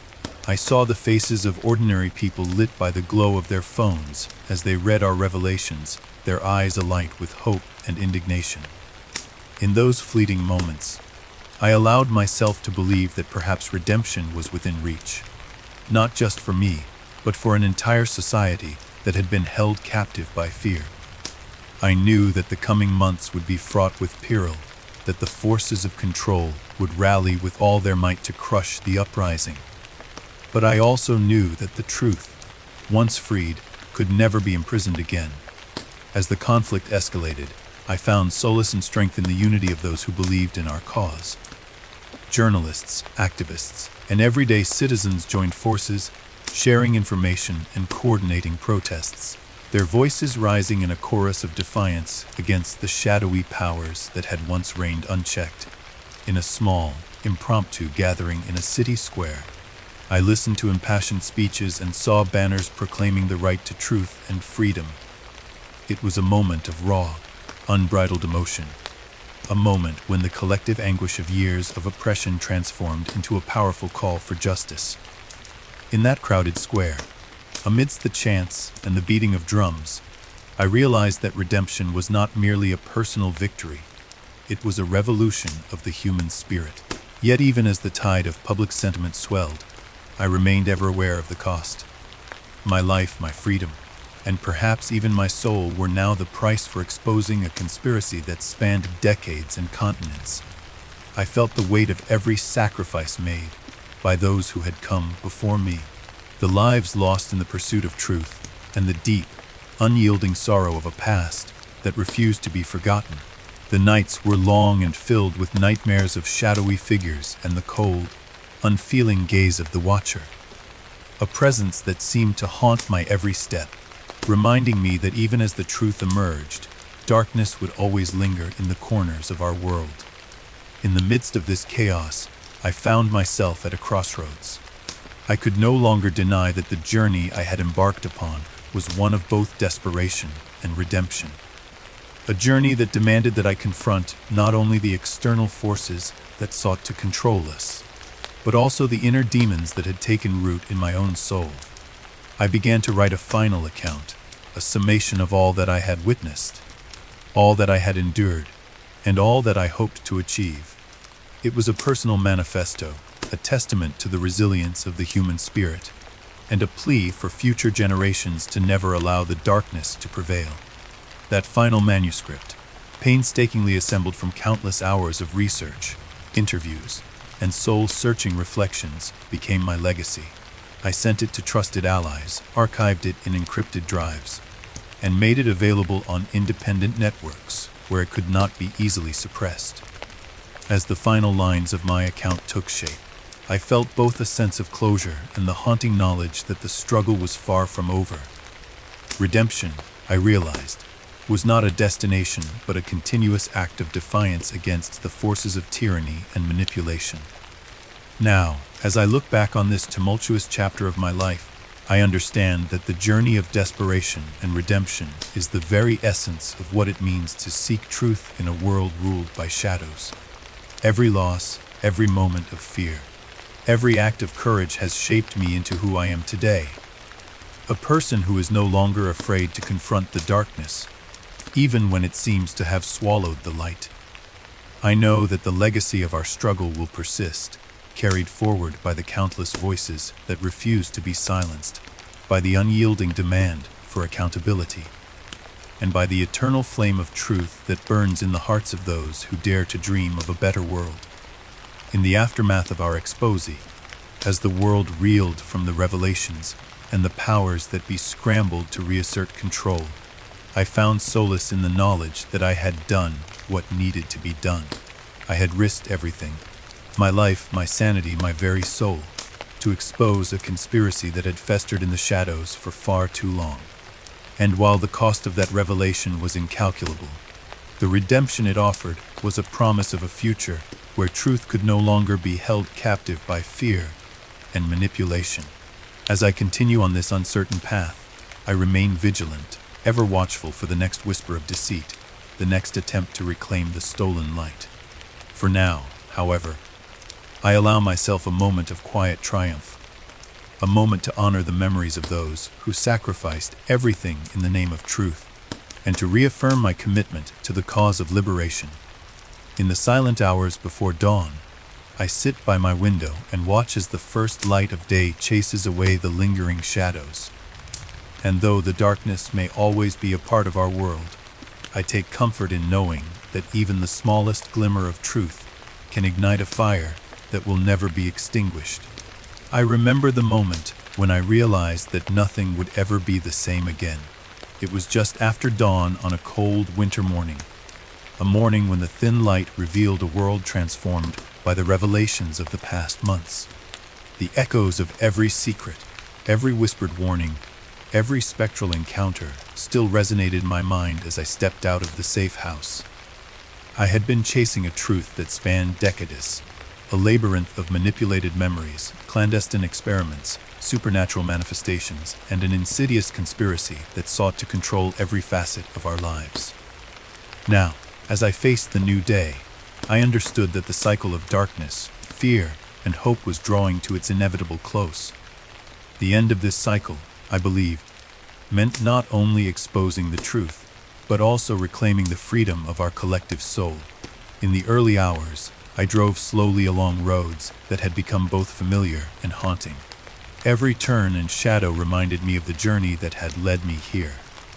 From the moment I first received that cryptic message urging me to look up, to the final confrontations in derelict manors and abandoned military installations.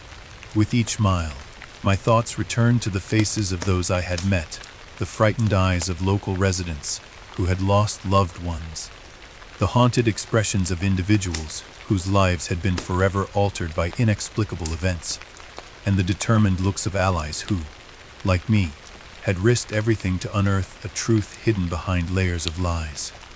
Their voices now formed a steady murmur in my mind, urging me on, urging me to end the tyranny of secrecy.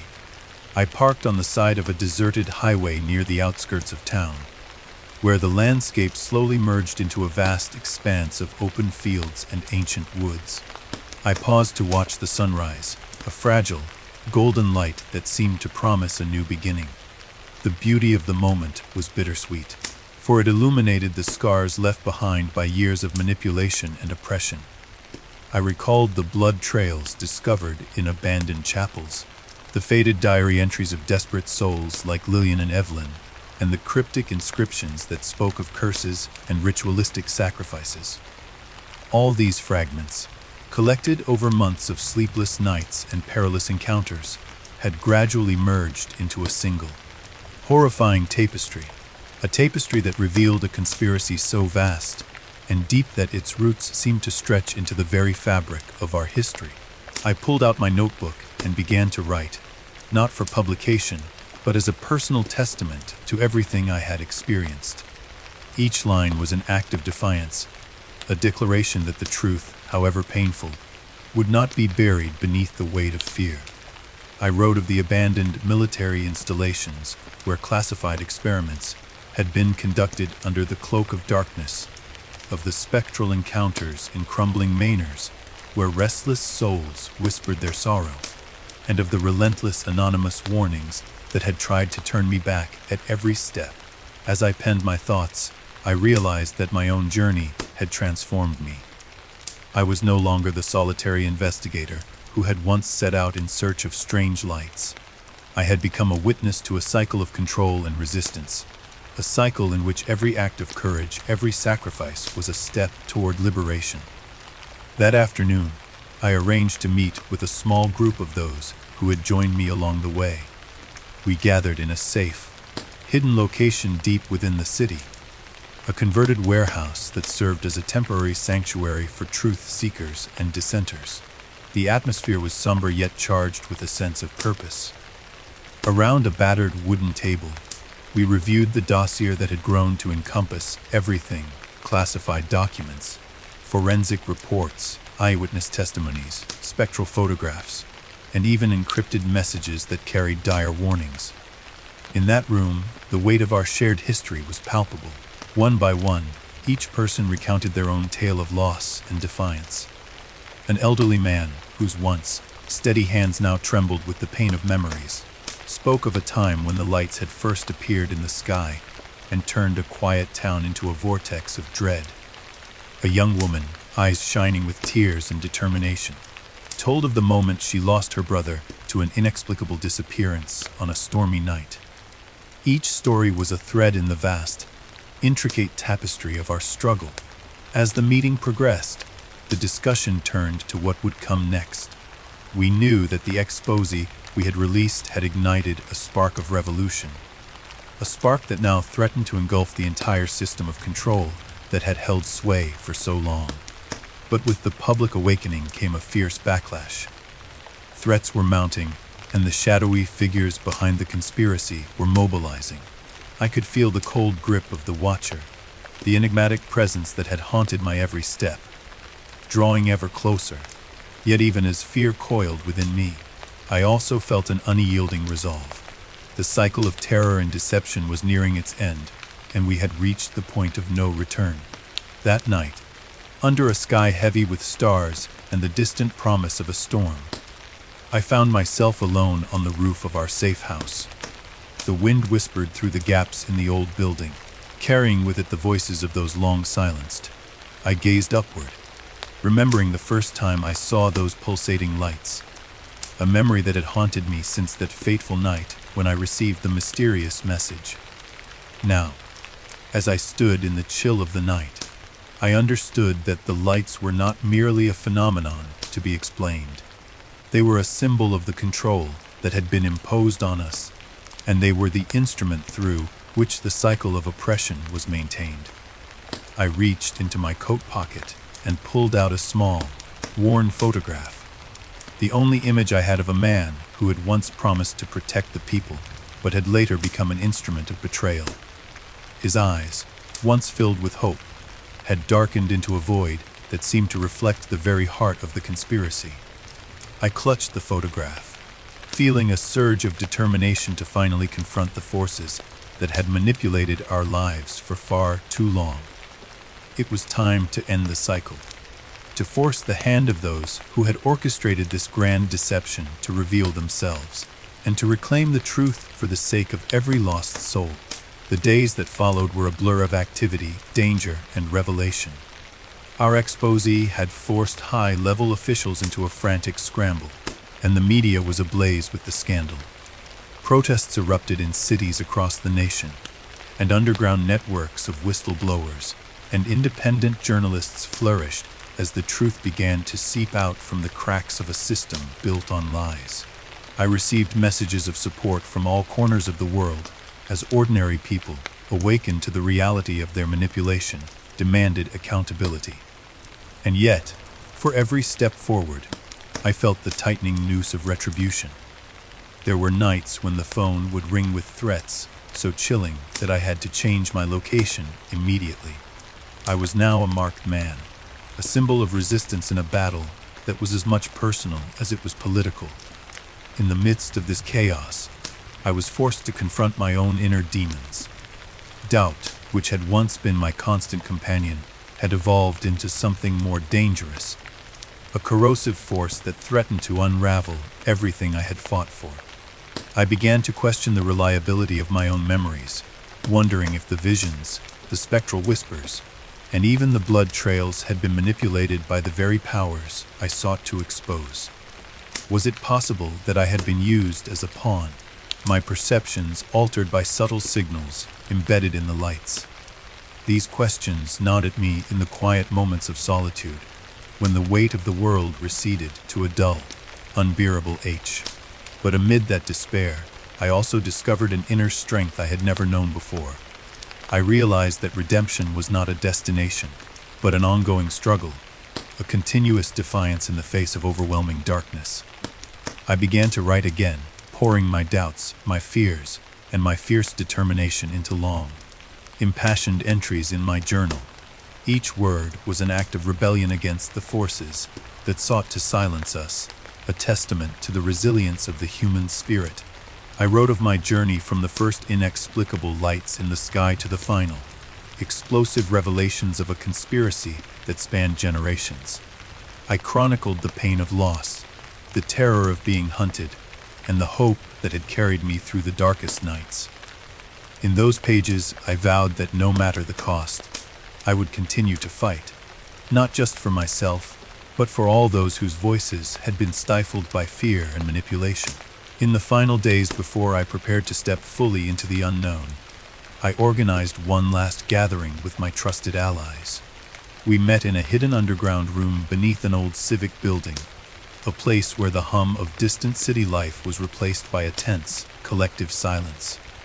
Around a long table, we reviewed every detail of our journey, the dossier that chronicled our discoveries, the encrypted messages that had warned us of impending danger, and the personal testimonies that laid bare the human cost of the conspiracy.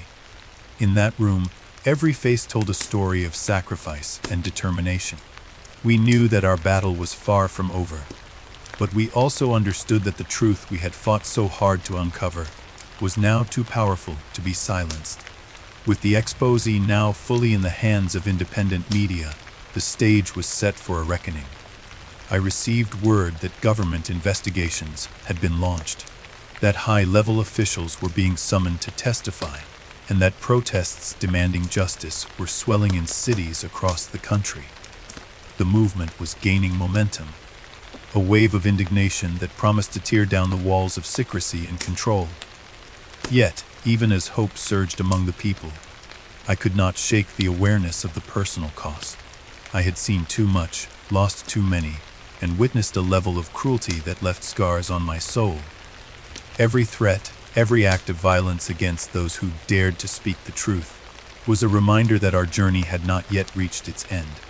One cold, starlit night, as I sat by a window in a safe house far from the familiar streets of my past, I reflected on everything that had transpired.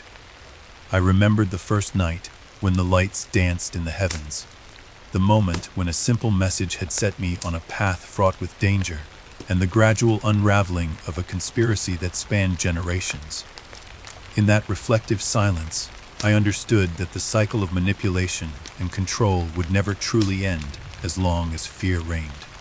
But I also knew that each act of defiance, each step taken in the pursuit of truth, was a spark that could ignite a revolution of the mind and spirit. I made a promise to myself that night, a promise that no matter what sacrifices were demanded, I would continue to stand for the truth.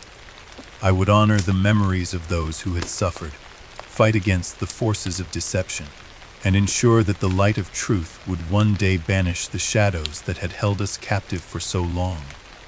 That promise became my guiding star as I stepped into the uncertain future, prepared to face whatever consequences the revelation of our secrets might bring.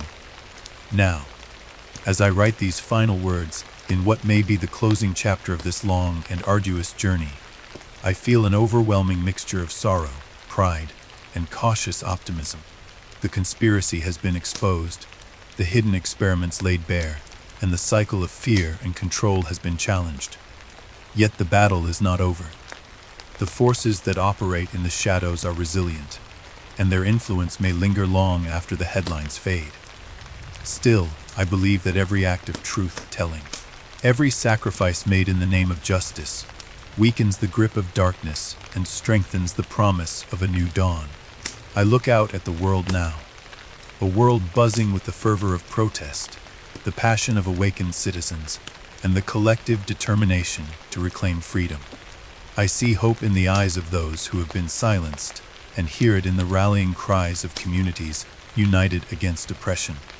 It is a fragile hope, but it is real, and as long as that hope endures, so too will the struggle for truth and redemption. This is not the end, but a beginning, a turning point where the chains of secrecy begin to break, and the light of accountability shines through the cracks. I know that I may never be free of the scars that this journey has left upon me, nor can I promise that the struggle will be easy. But I also know that truth, once set free, has the power to transform not only individual lives but entire societies. The cycle of manipulation may continue to try to ensnare us, but with every challenge, every act of defiance, we move closer to a world where transparency and integrity prevail. I have come to accept that redemption is not a final state, but a continuous process, a daily battle against the forces of darkness, both external and within ourselves. As I close this chapter, I leave behind the pain and the terror as well as the courage and the resilience that have defined my journey. I entrust the legacy of our struggle to those who will carry the torch forward, to the countless voices that have risen in unison to challenge injustice. And I remain ever vigilant, ready to confront the next shadow, to question the next lie, and to fight for the freedom of truth. Now, as I pen these final lines with hands that are both wary and unbowed, I am filled with the conviction that every drop of blood shed, every tear cried in the darkness, has paved the way for this moment of defiant hope. The cycle is ending, not because the darkness has been vanquished, but because the light of truth has finally been allowed to break through. And in that light, I see a future where every soul may know the liberating power of unvarnished truth, where the horrors of manipulation are consigned to the annals of history, and where redemption is the birthright of all who dare to question and to believe. I close this chronicle with gratitude for those who have joined me on this perilous journey, those whose sacrifices have made it possible to shatter the veil of deceit, and those whose courage continues to inspire a movement toward a freer, more honest world. As the sun rises on a new day, I step forward into a future uncertain but filled with promise. The cycle may have ended, but the journey toward truth and redemption is eternal.